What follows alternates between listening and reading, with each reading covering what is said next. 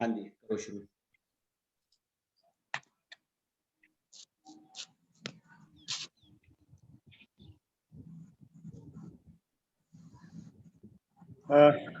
हाँ जी, ਸਿਰਜਣਾਤਮਕ ਸਿੱਖਿਆ ਸੰਸਾਰ ਦੇ ਫੇਸਬੁੱਕ ਪੇਜ ਨਾਲ ਜੁੜੇ ਹੋਏ ਸਮੂਹ ਅਧਿਆਪਕ ਸਾਹਿਬਾਨ, ਅੱਜ ਆਪਾਂ ਇਸ ਪੇਜ ਰਾਹੀਂ 30ਵਾਂ ਲਾਈਵ ਪ੍ਰੋਗਰਾਮ ਹੈ ਜੋ ਤੁਹਾਡੇ ਸਨਮੁਖ ਪੇਸ਼ ਕਰ ਰਹੇ ਹਾਂ। ਜਿਸ ਤਰ੍ਹਾਂ ਕਿ ਆਪਾਂ ਹਰ ਵਾਰ ਕਿਸੇ ਨਾ ਕਿਸੇ ਸਿਰਜਣਸ਼ੀਲ ਅਧਿਆਪਕ ਨੂੰ ਲੈ ਕੇ ਤੁਹਾਡੇ ਰੂਬਰੂ ਹੁੰਨੇ ਆ। ਉਸ ਅਧਿਆਪਕ ਸਾਹਿਬਾਨ ਨਾਲ ਵੱਖ-ਵੱਖ ਤਰੀਕਿਆਂ ਦੇ ਨਾਲ ਆਪਾਂ ਸੰਵਾਦ ਰਚਾਉਂਦੇ ਆ, ਗੱਲਬਾਤ ਕਰਦੇ ਆ। ਉਸੇ ਤਰੀਕੇ ਦੇ ਨਾਲ ਇਸ ਵਾਰ ਵੀ ਸਾਡੇ ਨਾਲ ਇੱਕ ਸਿਰਜਣਸ਼ੀਲ ਅਧਿਆਪਕ ਅੰਮ੍ਰਿਤਪਾਲ ਮੰਘਾਣੀਆ ਜੀ ਅੱਜ ਜੁੜੇ ਹੋਏ ਹੈ, ਜਿਨ੍ਹਾਂ ਦੇ ਨਾਲ ਆਪਾਂ ਉਹਨਾਂ ਦੀ ਜ਼ਿੰਦਗੀ ਬਾਰੇ, ਉਹਨਾਂ ਦੇ ਬਚਪਨ ਬਾਰੇ, ਉਹਨਾਂ ਦੇ ਪਰਿਵਾਰਕ ਪਿਛੋਕੜ ਬਾਰੇ, ਉਹਨਾਂ ਦੇ ਅਧਿਆਪਨ ਕਿੱਤੇ ਬਾਰੇ ਤੇ ਉਹਨਾਂ ਦੇ ਅਧਿਆਪਨ ਕਿੱਤੇ ਦੇ ਨਾਲ ਹੋਰ ਸਿਰਜਣਾਤਮਕ ਗਤੀਵਿਧੀਆਂ ਬਾਰੇ ਜਿਹੜੀ ਲੰਬੀ ਗੱਲਬਾਤ ਹੈ ਜਿਹੜੀ ਅੱਜ ਆਪਾਂ ਇਸ ਪਲੇਟਫਾਰਮ ਦੇ ਉੱਤੇ ਕਰਨੀ ਹੈ। ਸੋ ਉਮੀਦ ਹੈ ਕਿ ਆਪਾਂ ਹਰ ਵਾਰ ਦੀ ਤਰ੍ਹਾਂ ਇਸ ਵਾਰ ਵੀ ਸਾਡੇ ਇਸ ਲਾਈਵ ਪ੍ਰੋਗਰਾਮ ਦੇ ਵਿੱਚ ਬੜਾ ਕੁਝ ਨਵਾਂ ਸਿੱਖਾਂਗੇ, ਬੜਾ ਕੁਝ ਨਵਾਂ ਜਾਣਾਂਗੇ। ਅਧਿਆਪਕ ਦੇ ਰੁਤਬੇ ਨੂੰ ਕਿਹੜੇ-ਕਿਹੜੇ ਤਰੀਕਿਆਂ ਦੇ ਨਾਲ ਦੇਖਿਆ ਜਾਣਾ ਚਾਹੀਦਾ ਹੈ, ਅਧਿਆਪਕ ਦਾ ਰੁਤਬਾ ਕਿਹੋ ਜਿਹਾ ਸਮਾਜ ਦੇ ਵਿੱਚ ਹੈ, ਕਿਹੋ ਜਿਹਾ ਵਿਚਰਨ ਸਾਡੇ ਅਧਿਆਪਕ ਦਾ ਸਾਡੇ ਸਮਾਜ ਦੇ ਵਿੱਚ ਹੋਣਾ ਚਾਹੀਦਾ ਹੈ। ਬੜੇ ਸਾਰੇ ਮੁੱਦੇ ਇਹਨਾਂ ਚੀਜ਼ਾਂ ਦੇ ਨਾਲ ਆਪਾਂ ਹਰ ਵਾਰੀ ਜੁੜੇ ਹੋਏ ਰੂਬਰੂ ਹੁੰਨੇ ਆ। ਸੋ ਇਸ ਵਾਰ ਵੀ ਆਪਾਂ ਉਮੀਦ ਕਰਦੇ ਹਾਂ ਕੋਈ ਏਦਾਂ ਦਾ ਇਸ ਤਰੀਕੇ ਦਾ ਨਵਾਂ ਸਿੱਖਣ ਨੂੰ ਸਾਨੂੰ ਇਹਨਾਂ ਅਧਿਆਪਕ ਸਾਹਿਬਾਨ ਤੋਂ ਮਿਲੇਗਾ। ਅੰਮ੍ਰਿਤਪਾਲ ਮੰਘਾਣੀਆ ਦੀ ਜਿੱਥੋਂ ਤੱਕ ਮੈਂ ਗੱਲ ਕਰਾਂ, ਸਭ ਤੋਂ ਪਹਿਲੀ ਗੱਲ ਤਾਂ ਇਹ ਹੈ ਕਿ ਅੰਮ੍ਰਿਤਪਾਲ ਮੰਘਾਣੀਆ ਮੇਰੇ ਆਪਣੇ ਪਿੰਡ ਦਾ ਇੱਕ ਅਧਿਆਪਕ ਹੈ। ਬੇਸ਼ੱਕ ਉਮਰ ਦੇ ਵਿੱਚ ਮੇਰੇ ਨਾਲ ਛੋਟਾ ਹੈ, ਪਰ ਅਸੀਂ ਬੜਾ ਲੰਬਾ ਸਮਾਂ ਇਕੱਠਿਆਂ ਨੇ ਕੰਮ ਕੀਤਾ ਹੈ। ਬਤੌਰ ਅਧਿਆਪਕ ਚਾਹੇ ਅਸੀਂ ਇਕੱਠਿਆਂ ਨੇ ਕੰਮ ਨਹੀਂ ਕੀਤਾ, ਪਰ ਬਤੌਰ ਥੀਏਟਰ ਗਰੁੱਪ ਦੇ ਤੌਰ ਤੇ ਸ਼ਹੀਦ ਭਗਤ ਸਿੰਘ ਕਲਾ ਕੇਂਦਰ ਬੋਹਾ ਦੇ ਵਿੱਚ ਅਸੀਂ ਲੰਬਾ ਸਮਾਂ ਇੱਕ ਦੂਜੇ ਦਾ ਸਾਥ ਮਾਣਿਆ, ਇੱਕ ਦੂਜੇ ਦੀਆਂ ਗਤੀਵਿਧੀਆਂ ਦੇ ਹੁੰਦੇ ਰਹੇ ਹਾਂ। ਉਸ ਤੋਂ ਬਾਅਦ ਵੀ ਇੱਕ ਦੂਜੇ ਦੀਆਂ ਲੋੜਾਂ ਦੇ ਪ੍ਰਤੀ, ਇੱਕ ਦੂਜੇ ਦੀਆਂ ਜ਼ਰੂਰਤਾਂ ਦੇ ਪ੍ਰਤੀ ਰੂਬਰੂ ਹੁੰਦੇ ਰਹਿੰਦੇ ਆ। ਉਹ ਚਾਹੇ ਅਧਿਆਪਕ ਕਿੱਤੇ ਨਾਲ ਸੰਬੰਧਿਤ ਹੋਣ, ਚਾਹੇ ਜ਼ਿੰਦਗੀ ਦੇ ਕਿਸੇ ਹੋਰ ਮੁੱਦੇ ਨਾਲ ਜੁੜੀ ਕੋਈ ਗੱਲ ਹੋਵੇ, ਜਾਂ ਸਾਡੇ ਬੱਚਿਆਂ ਨਾਲ ਕੋਈ ਜੁੜੀ ਹੋਈ ਗੱਲ ਹੋਵੇ। ਜਿੱਥੋਂ ਤੱਕ ਸਾਡੇ ਸਕੂਲ ਦਾ ਸੰਬੰਧ ਹੈ, ਸਾਡਾ ਆਪਣਾ ਸਕੂਲ ਪਿੰਡ ਮੰਘਾਣੀਆਂ ਦੇ ਵਿੱਚ, ਉਹਦੇ ਵਿੱਚ ਵੀ ਅੰਮ੍ਰਿਤਪਾਲ ਦਾ ਸਿੱਧੇ ਅਸਿੱਧੇ ਰੂਪ ਦੇ ਵਿੱਚ ਬੜਾ ਵੱਡਾ ਯੋਗਦਾਨ ਉਸ ਸਕੂਲ ਨੂੰ ਬਣਾਉਣ ਦੇ ਵਿੱਚ, ਚਲਾਉਣ ਦੇ ਵਿੱਚ ਰਿਹਾ। ਤੇ ਉਸ ਤੋਂ ਬਾਅਦ ਅੰਮ੍ਰਿਤਪਾਲ ਮੰਘਾਣੀਆਂ ਤੋਂ ਪਟਿਆਲੇ ਸ਼ਿਫਟ ਹੋਇਆ, ਤਾਂ ਪਟਿਆਲੇ ਸ਼ਿਫਟ ਹੋ ਕੇ ਅੱਜ ਕੱਲ੍ਹ ਫਤਿਹਗੜ੍ਹ ਸਾਹਿਬ ਜ਼ਿਲ੍ਹੇ ਦੇ ਵਿੱਚ ਬਤੌਰ ਟੀਚਰ ਜੌਬ ਕਰ ਰਿਹਾ ਹੈ। ਸੋ ਉਸ ਦੀਆਂ ਹੁਣ ਤੋਂ ਲਾ ਕੇ ਇਸ ਅੱਜ ਦੇ ਕਿੱਤੇ ਤੱਕ ਪਹੁੰਚਣ ਦੀਆਂ ਜੋ ਯਤਨ ਨੇ, ਜੋ ਉਹਦੀਆਂ ਪ੍ਰਾਪਤੀਆਂ ਨੇ, ਉਹਨਾਂ ਬਾਰੇ ਆਪਾਂ ਉਹਨਾਂ ਦੇ ਮੂੰਹੋਂ ਸੁਣਾਂਗੇ।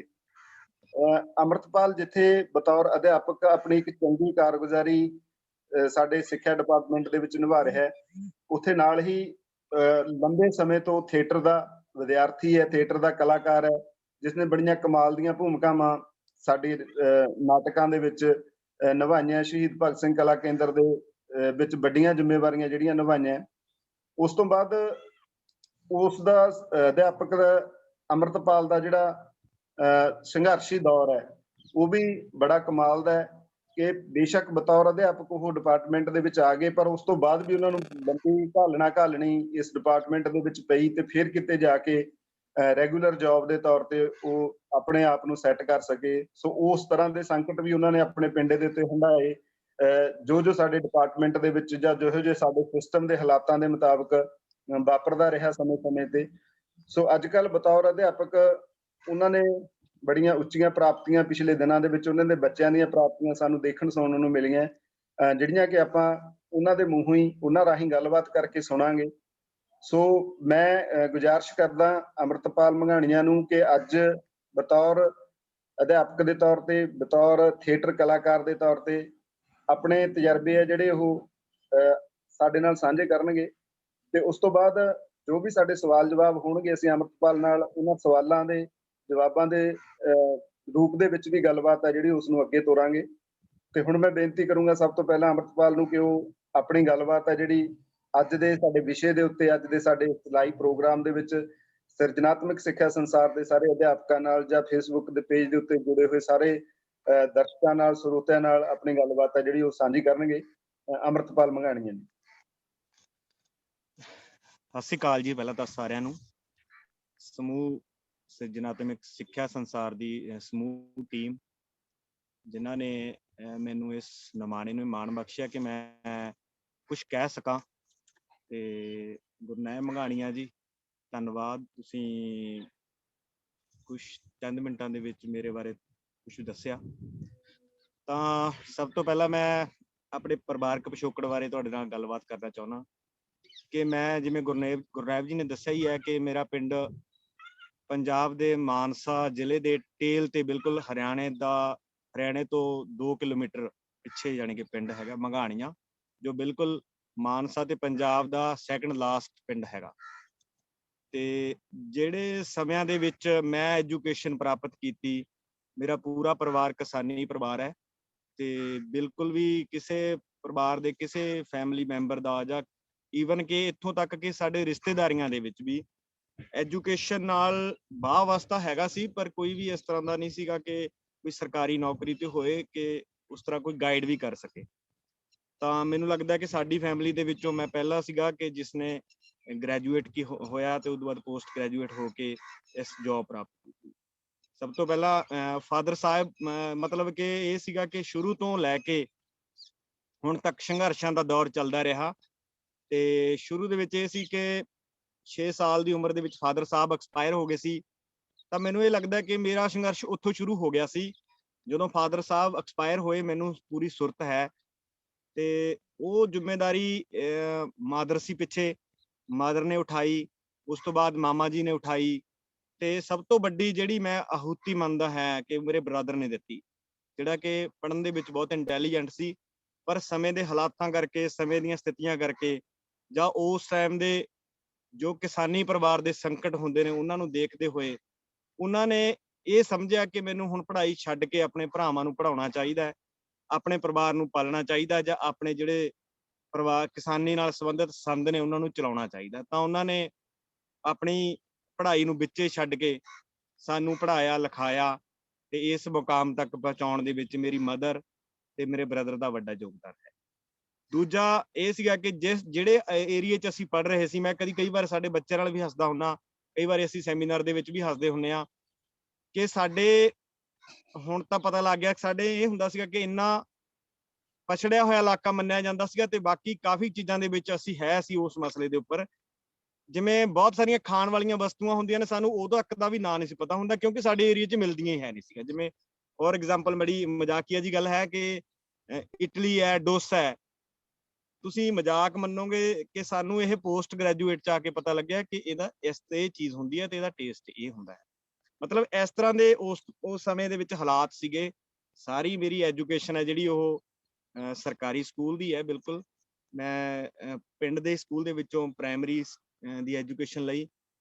ਉਸ ਤੋਂ ਬਾਅਦ ਮੈਂ ਅਗਲੀ ਐਜੂਕੇਸ਼ਨ ਆਪਣੀ 6 ਤੋਂ ਲੈ ਕੇ +2 ਤੱਕ ਸਰਕਾਰੀ ਸੀਨੀਅਰ ਸੈਕੰਡਰੀ ਸਕੂਲ ਬੋਹਾ ਤੋਂ ਪ੍ਰਾਪਤ ਕੀਤੀ।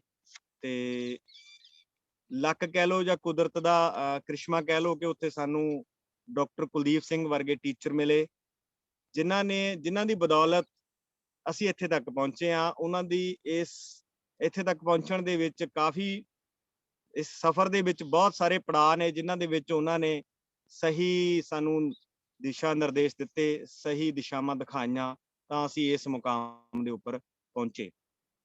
ਤੇ ਉਸ ਤੋਂ ਬਾਅਦ ਜਿਹੜਾ ਸਫ਼ਰ ਹੈ ਮੇਰੀ ਐਜੂਕੇਸ਼ਨ, ਮੈਂ BA BEd MA Punjabi MEd PGDCA ਤੇ ਅੱਜ ਕੱਲ੍ਹ ਮੈਂ ਜਰਨਲਿਜ਼ਮ ਤੇ ਮਾਸ ਕਮਿਊਨੀਕੇਸ਼ਨ ਦੀ MA ਪੰਜਾਬੀ ਯੂਨੀਵਰਸਿਟੀ ਪਟਿਆਲਾ ਤੋਂ ਕਰ ਰਿਹਾ।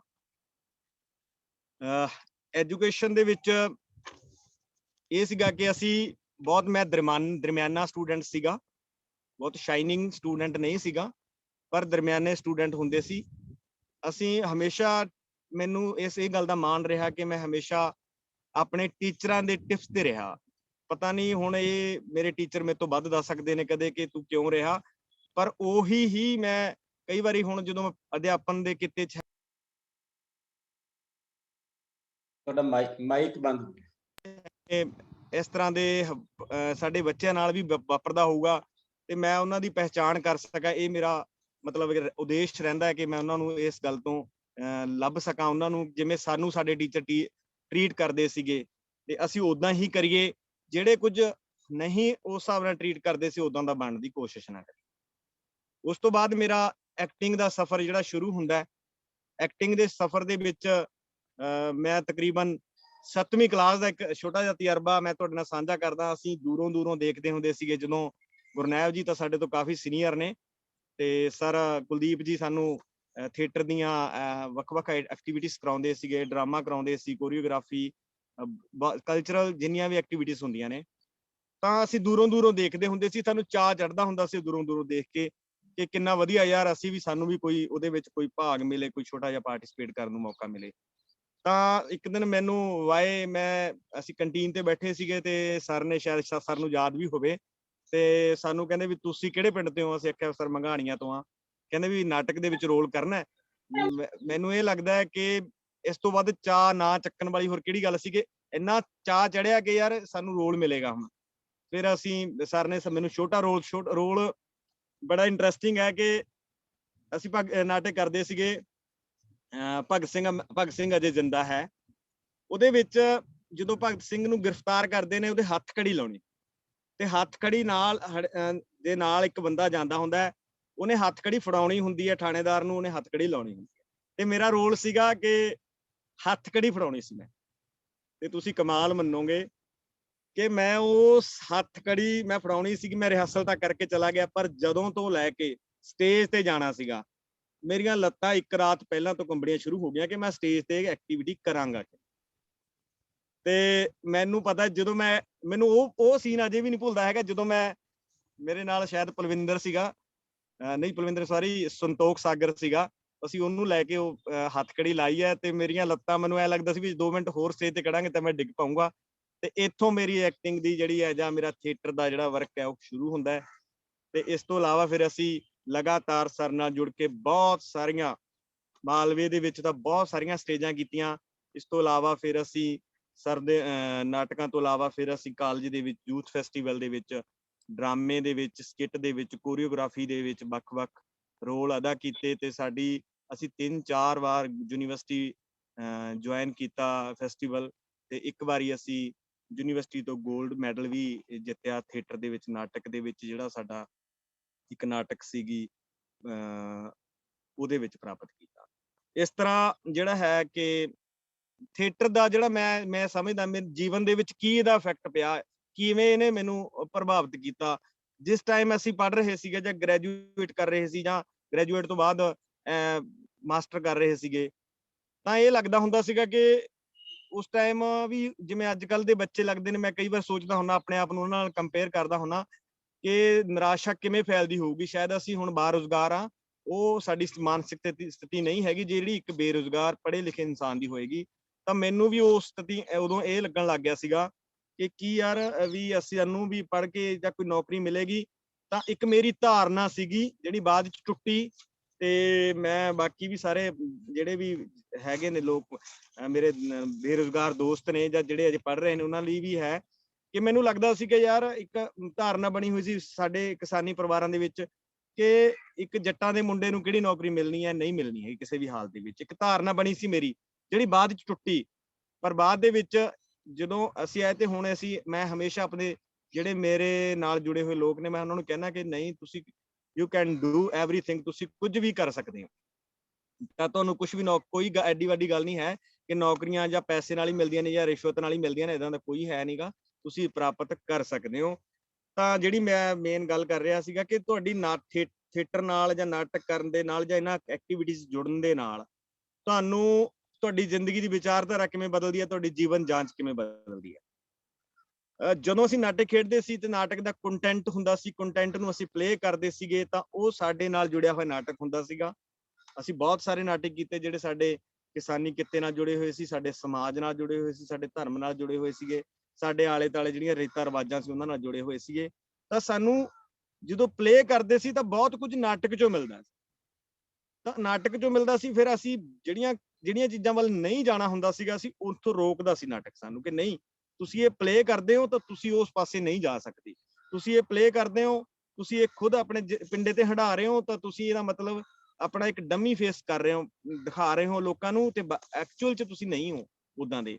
ਤਾਂ ਇਹ ਨਾਟਕ ਮੇਰੀ ਜ਼ਿੰਦਗੀ ਦੇ ਵਿੱਚ ਇਸੇ ਤਰ੍ਹਾਂ ਹੀ ਅੰਦਰ ਵੜਿਆ ਕਿ ਮੈਨੂੰ ਲੱਗਣ ਲੱਗ ਗਿਆ ਕਿ ਨਹੀਂ, ਨਾਟਕੀ ਜ਼ਿੰਦਗੀ ਜਿਹੜੀ ਹੁੰਦੀ ਆ ਉਹ ਐਕਚੁਅਲ ਕੰਟੈਂਟ ਜੋ ਨਾਟਕ ਦਾ ਹੈਗਾ ਉਹਨੂੰ ਸੱਚੀ ਮੁੱਚੀ ਆਪਣੀ ਜ਼ਿੰਦਗੀ ਤੇ ਲਾਗੂ ਕਰਕੇ ਚੱਲਣਾ ਚਾਹੀਦਾ। ਸਿਰਫ ਨਾਟਕ ਦਿਖਾਉਣ ਦੇ ਨਾਲ ਜਾਂ ਦੇਖਣ ਦੇ ਨਾਲ ਜਾਂ ਪਲੇ ਕਰਨ ਦੇ ਨਾਲ ਫਰਕ ਨਹੀਂ ਪੈਂਦਾ ਹੈਗਾ। ਤਾਂ ਬਕਾਇਦਾ ਅਸੀਂ, ਮੈਨੂੰ ਲੱਗਦਾ ਕਿ ਸਾਡੀ ਸਾਰੀ ਦੀ ਸਾਰੀ ਟੀਮ ਇਸ ਵੱਲੋਂ, ਜਿੰਨੇ ਵੀ ਅਸੀਂ, ਮੈਨੂੰ ਲੱਗਦਾ 25-30 ਜਾਣੇ ਹੈਗੇ ਸੀਗੇ, ਸਾਰੇ ਅੱਜ ਬਾਰੁਜ਼ਗਾਰ ਵੀ ਹੈਗੇ ਅਤੇ ਚੰਗੇ ਇੱਕ ਸਮਾਜਿਕ ਜੀਵਨ ਆਪਣਾ ਬਸਰ ਕਰ ਰਹੇ ਹਾਂ। ਉਹਦਾ ਮੇਨ ਕਾਰਨ ਜਿਹੜਾ ਸਭ ਤੋਂ ਮੈਂ ਮੰਨਦਾ ਉਹ ਇਹ ਹੈ ਕਿ ਸਾਡਾ ਨਾਟਕ ਸੀ, ਅਸੀਂ ਨਾਟਕ ਨਾਲ ਜੁੜੇ ਹੋਏ ਸੀ ਤੇ ਨਾਟਕ ਸਾਨੂੰ ਸਾਡੀ ਜੀਵਨ ਦੀ ਦਿਸ਼ਾ ਦਿਖਾ ਰਿਹਾ ਸੀ ਤੇ ਅੱਗੇ ਅੱਗੇ ਲਿਜਾ ਰਿਹਾ ਸੀ। ਤੇ ਡਾਕਟਰ ਕੁਲਦੀਪ ਸਿੰਘ ਦੀਪ ਜਿਹੜੇ ਟਾਈਮ ਟੂ ਟਾਈਮ ਜਿਹੜੀ ਚਾਹੀਦੀ ਹੈ, ਜਿਹੜੇ ਕਿ ਅੱਜ ਕੱਲ ਦੇ ਸਮੇਂ ਦੇ ਵਿੱਚ ਗਾਈਡੈਂਸ ਚਾਹੀਦੀ ਹੈ। ਅਸੀਂ ਜਦੋਂ ਵੀ ਨਿਰਾਸ਼ ਹੁੰਦੇ ਸੀ, ਮੈਂ ਬਹੁਤ ਨਿਰਾਸ਼ ਹੁੰਦਾ ਸੀ, ਮੈਂ ਬੜਾ ਸੈਂਸਿਟਿਵ ਇਨਸਾਨ ਆ, ਮੈਂ ਬਹੁਤ ਨਿਰਾਸ਼ ਹੁੰਦਾ ਸੀ ਤੇ ਨਿਰਾਸ਼ ਹੋਣ ਤੋਂ ਬਾਅਦ ਮੈਂ ਸਿੱਧਾ, ਉਦੋਂ ਫੋਨ ਨਹੀਂ ਹੁੰਦੇ ਸੀ ਸ਼ਾਇਦ, ਸਾਡੇ ਕੋਲੇ ਤਾਂ ਨਹੀਂ ਹੁੰਦੇ ਸੀ, ਸਰ ਕੋਲੇ ਹੁੰਦਾ ਸੀ, ਤੇ ਅਸੀਂ ਸਿੱਧਾ ਸਰ ਕੋਲੇ ਜਾਣਾ ਤੇ ਇਹਨਾਂ ਤੋਂ ਅਗਵਾਈ ਲੈਣੀ, ਇਹਨਾਂ ਨੇ ਸਾਨੂੰ ਮੋਟੀਵੇਟ ਕਰ ਦੇਣਾ, ਫਿਰ ਸਾਡਾ ਅੱਛਾ ਟਾਈਮ ਲੰਘ ਜਾਣਾ। ਤੇ ਮਤਲਬ ਕਿ ਇਹ ਬਹੁਤ ਵੱਡੀ ਜਿਹੜੀ ਹੈਗੀ ਹੈ, ਅੱਜ ਕੱਲ ਦੇ ਅਧਿਆਪਕਾਂ ਨੂੰ ਇਸ ਗੱਲ ਤੋਂ ਸਿੱਖਿਆ ਲੈਣੀ ਬਣਦੀ ਹੈ। ਮੈਨੂੰ ਲੱਗਦਾ ਹੈ ਕਿ ਸਾਨੂੰ ਬੱਚੇ ਨੂੰ ਇੱਕ ਵਾਰੀ ਮੋਟੀਵੇਟ ਨਹੀਂ ਕਰਨਾ ਪਊਗਾ, ਬਾਰ-ਬਾਰ ਸਾਨੂੰ ਉਹਨਾਂ ਨੂੰ ਮੋਟੀਵੇਸ਼ਨ ਦੇਣਾ ਪਏਗਾ, ਤਾਂ ਹੀ ਉਹ ਆਪਣੀ ਅੱਛੀ ਜ਼ਿੰਦਗੀ ਜਾਂ ਆਪਣਾ ਜਿਹੜਾ ਪੜ੍ਹਾਈ ਦਾ ਜਿਹੜਾ ਸਮਾਂ ਹੈਗਾ ਉਹਨੂੰ ਬਤੀਤ ਕਰ ਸਕਦੇ ਨੇ, ਅੱਛੇ ਤਰੀਕੇ ਨਾਲ ਵਧੀਆ ਮੁਕਾਮ ਹਾਸਲ ਕਰ ਸਕਦੇ ਨੇ। ਤਾਂ ਇਹ ਮੈਨੂੰ ਮਤਲਬ ਕਿ ਇਸੇ ਤਰ੍ਹਾਂ ਦੀ ਇੱਕ ਜਿਹੜੀ ਥੀਏਟਰ ਨਾਲ ਜੁੜੀ ਹੋਈ ਘਟਨਾ ਸੀ, ਜਿਹੜੀ ਮੈਨੂੰ ਜਦੋਂ ਅਸੀਂ ਕਾਲਜ ਦੇ ਵਿੱਚ ਕਰਦੇ ਹੁੰਦੇ ਸੀਗੇ, ਥੀਏਟਰ ਕਰਦੇ ਹੁੰਦੇ ਸੀਗੇ, ਤਾਂ ਇੱਕ ਵਾਰ ਅਸੀਂ ਨਾਟਕ ਕਰ ਰਹੇ ਸੀ ਤੇ ਅਗਲੇ ਦਿਨ ਯੂਥ ਫੈਸਟੀਵਲ ਸੀਗਾ ਫਰੀਦਕੋਟ। ਸਾਡੇ ਪ੍ਰੋਫੈਸਰ ਹੁੰਦੇ ਸੀ, ਪ੍ਰੋਫੈਸਰ ਗਰੇਵਾਲ ਜੀ, ਤੇ ਅਮਰਿੰਦਰਪਾਲ ਗਰੇਵਾਲ, ਉਹ ਲਾਇਬ੍ਰੇਰੀਅਨ ਸੀ ਤੇ ਥੀਏਟਰ ਦਾ ਜਿਹੜਾ ਕਾਰਜਭਾਰ ਸੀ ਉਹਨਾਂ ਕੋਲੇ ਸੀਗਾ।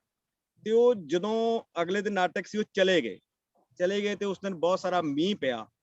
ਅਸੀਂ ਘਬਰਾ ਗਏ ਬਹੁਤ ਸਾਰੇ ਵੀ ਕੱਲ ਨੂੰ ਨਾਟਕ ਨਹੀਂ ਹੋਣਾ, ਕਿਉਂਕਿ ਅਸੀਂ 2 ਮਹੀਨਿਆਂ ਤੋਂ ਲਗਾਤਾਰ ਪ੍ਰੈਕਟਿਸ ਕਰ ਰਹੇ ਸੀਗੇ, ਲਗਾਤਾਰ ਕੰਟੀਨਿਊਸਲੀ ਉੱਥੇ ਰਾਤ ਨੂੰ ਰਹਿ ਕੇ ਵੀ ਕਰ ਰਹੇ ਸੀ, ਕਿਉਂਕਿ ਸਾਨੂੰ ਲੱਗਿਆ ਕਿ ਸਾਡੇ ਸਰ ਚਲੇ ਗਏ ਨੇ ਤੇ ਉਹ ਫਸ ਗਏ ਨੇ ਕਿਤੇ। ਅਸੀਂ ਉਹਨਾਂ ਨੂੰ ਫੋਨ ਕੀਤਾ ਕਿਸੇ ਤੋਂ, ਐਸਡੀਓ ਤੋਂ ਜਾਂ ਐਸਟੀਡੀ ਤੋਂ ਜਾ ਕੇ, ਵੀ ਸਰ ਤੁਸੀਂ ਆਏ ਨਹੀਂ ਤੇ ਆਪਣਾ ਨਾਟਕ ਨਹੀਂ ਹੋਣਾ। ਤਾਂ ਉਹਨਾਂ ਨੇ ਬੜਾ ਸੋਹਣਾ ਜਵਾਬ ਦਿੱਤਾ ਕਿ ਤੁਸੀਂ ਮੇਰੇ ਬੱਚੇ ਹੋ, ਜਿਵੇਂ ਇੱਕ ਘੁੱਗੀ ਨੂੰ ਆਪਣੇ ਬੱਚਿਆਂ ਦੀ ਲੋੜ ਹੁੰਦੀ ਹੈ ਤੇ ਉਹ ਕਿਸੇ ਵੀ ਹਾਲਤ ਦੇ ਵਿੱਚ, ਕਿਸੇ ਵੀ ਟਾਈਮ, ਜਿੰਨਾ ਵੀ ਝਖੇੜਾ ਮੀਂਹ ਆਵੇ, ਉਹ ਆਪਣੇ ਬੱਚਿਆਂ ਕੋਲੇ ਜਾਂਦੀ ਹੈ। ਤੁਸੀਂ ਮੇਰੇ ਬੱਚੇ ਹੋ ਤੇ ਮੈਂ ਤੁਹਾਡੀ ਘੁੱਗੀ ਹਾਂ, ਮੈਂ ਤੁਹਾਡੇ ਕੋਲੇ ਆ ਰਿਹਾ ਤੇ ਮੈਂ ਹਰ ਹਾਲਤ 'ਚ ਤੁਹਾਡੇ ਕੋਲੇ। ਜਦੋਂ ਉਹ ਰਾਤ ਨੂੰ ਸਾਡੇ ਕੋਲੇ ਆਏ ਤਾਂ ਅਸੀਂ ਉਹਨਾਂ ਨੂੰ ਭੱਜ ਏਦਾਂ ਜੱਫੀਆਂ ਪਾਈਆਂ ਕਿ ਜਿਵੇਂ ਸਾਨੂੰ ਰੱਬ ਮਿਲ ਗਿਆ ਹੋਵੇ। ਤਾਂ ਇਹ ਲੱਗਿਆ ਕਿ ਥੀਏਟਰ ਤੁਹਾਨੂੰ ਕਿੰਨਾ ਜੋੜਦਾ ਹੈ ਕਿਸੇ ਨਾਲ। ਤੇ ਅਗਲੇ ਦਿਨ ਸਾਨੂੰ ਇੰਨਾ ਉਤਸ਼ਾਹ ਨਾਲ ਅਸੀਂ ਨਾਟਕ ਕੀਤਾ ਤੇ ਅਸੀਂ ਉੱਥੋਂ ਵੀ ਫਸਟ ਪੋਜੀਸ਼ਨ ਪ੍ਰਾਪਤ ਕੀਤੀ। ਤਾਂ ਥੀਏਟਰ ਨੇ ਮੇਰੀ ਜ਼ਿੰਦਗੀ ਦੇ ਵਿੱਚ ਬਹੁਤ ਵੱਡਾ ਯੋਗਦਾਨ ਅਦਾ ਕੀਤਾ ਤੇ ਮੈਨੂੰ ਲੱਗਦਾ ਕਿ ਇਹ ਹੁਣ ਹੱਡਾਂ ਦੇ ਨਾਲ ਹੀ ਜਾਊਗਾ। ਤੇ ਇੱਕ ਅਧਿਆਪਨ ਦੇ ਕਿੱਤੇ ਨਾਲ ਜੁੜੀ ਹੋਈ ਮੇਰੀ ਘਟਨਾ ਮੈਨੂੰ ਯਾਦ ਆਉਂਦੀ ਹੈ, ਕਿਉਂਕਿ ਮੈਂ ਖੁਦ ਵੀ ਅਧਿਆਪਕ ਹਾਂ। ਅਸੀਂ ਇੱਕ ਵਾਰੀ ਨਾਟਕ ਕਰਨ ਗਏ ਸੀ ਦਿੱਲੀ ਤੋਂ ਬਾਅਦ ਅਸੀਂ ਵਾਪਸ ਆਏ, ਰਾਤ ਨੂੰ 3 ਵਜੇ ਆਏ। ਅਗਲੇ ਦਿਨ 8 ਵਜੇ ਮੇਰਾ ਬੀਐਡ ਦਾ ਪੇਪਰ ਸੀਗਾ ਤੇ ਬੀਐਡ ਦਾ ਪੇਪਰ ਸੀ। ਮੈਂ ਮਨ ਬਣਾ ਚੁੱਕਿਆ ਸੀ ਉਦੋਂ ਕਿ ਮੈਂ ਬੀਐਡ ਦਾ ਪੇਪਰ ਬਾਅਦ ਚ ਦੇਵਾਂਗਾ, ਸਕਿਪ ਕਰ ਦਾਂਗਾ, ਕਿਉਂਕਿ ਮੇਰੀ ਤਿਆਰੀ ਹੈ ਨਹੀਂ। ਮੈਂ ਤਾਂ ਇਹ ਮੇਰਾ ਧਾਰਨਾ ਸੀਗੀ। ਤੇ ਟੀਚਰ, ਮੈਨੂੰ ਟੀਚਰ ਬਾਰ-ਬਾਰ ਯਾਦ ਆਉਂਦੇ ਨੇ। ਸਾਡੇ ਬੀਐਡ ਦੇ ਟੀਚਰ ਹੁੰਦੇ ਸੀ ਮੈਡਮ ਗੁਰਸ਼ਰਨਜੀਤ ਕੌਰ ਗਿੱਲ। ਉਹਨਾਂ ਨੇ ਇਹਨਾਂ ਨੂੰ ਸਵੇਰੇ ਕਿਸੇ ਬੱਚੇ ਨੇ ਦੱਸਿਆ, ਮੈਂ ਆਪਣੇ ਫਰੈਂਡ ਨੂੰ ਦੱਸਿਆ ਸੀ ਵੀ ਮੇਰਾ ਦੱਸ ਦਿਓ ਵੀ ਮੈਂ ਲੈਂਦਾ ਨਹੀਂ ਹੈਗਾ, ਟੈਸਟ ਨਹੀਂ ਦੇਵਾਂਗਾ। ਤਾਂ ਉਹਨਾਂ ਨੇ, ਮੇਰੇ ਟੀਚਰ ਦਾ ਮੈਨੂੰ ਫੋਨ ਆਇਆ, 2 ਸ਼ਬਦ ਕਹੇ, ਪੇਪਰ ਦੇਣਾ ਜਾਂ ਮੈਂ ਘਰ ਆਵਾਂ।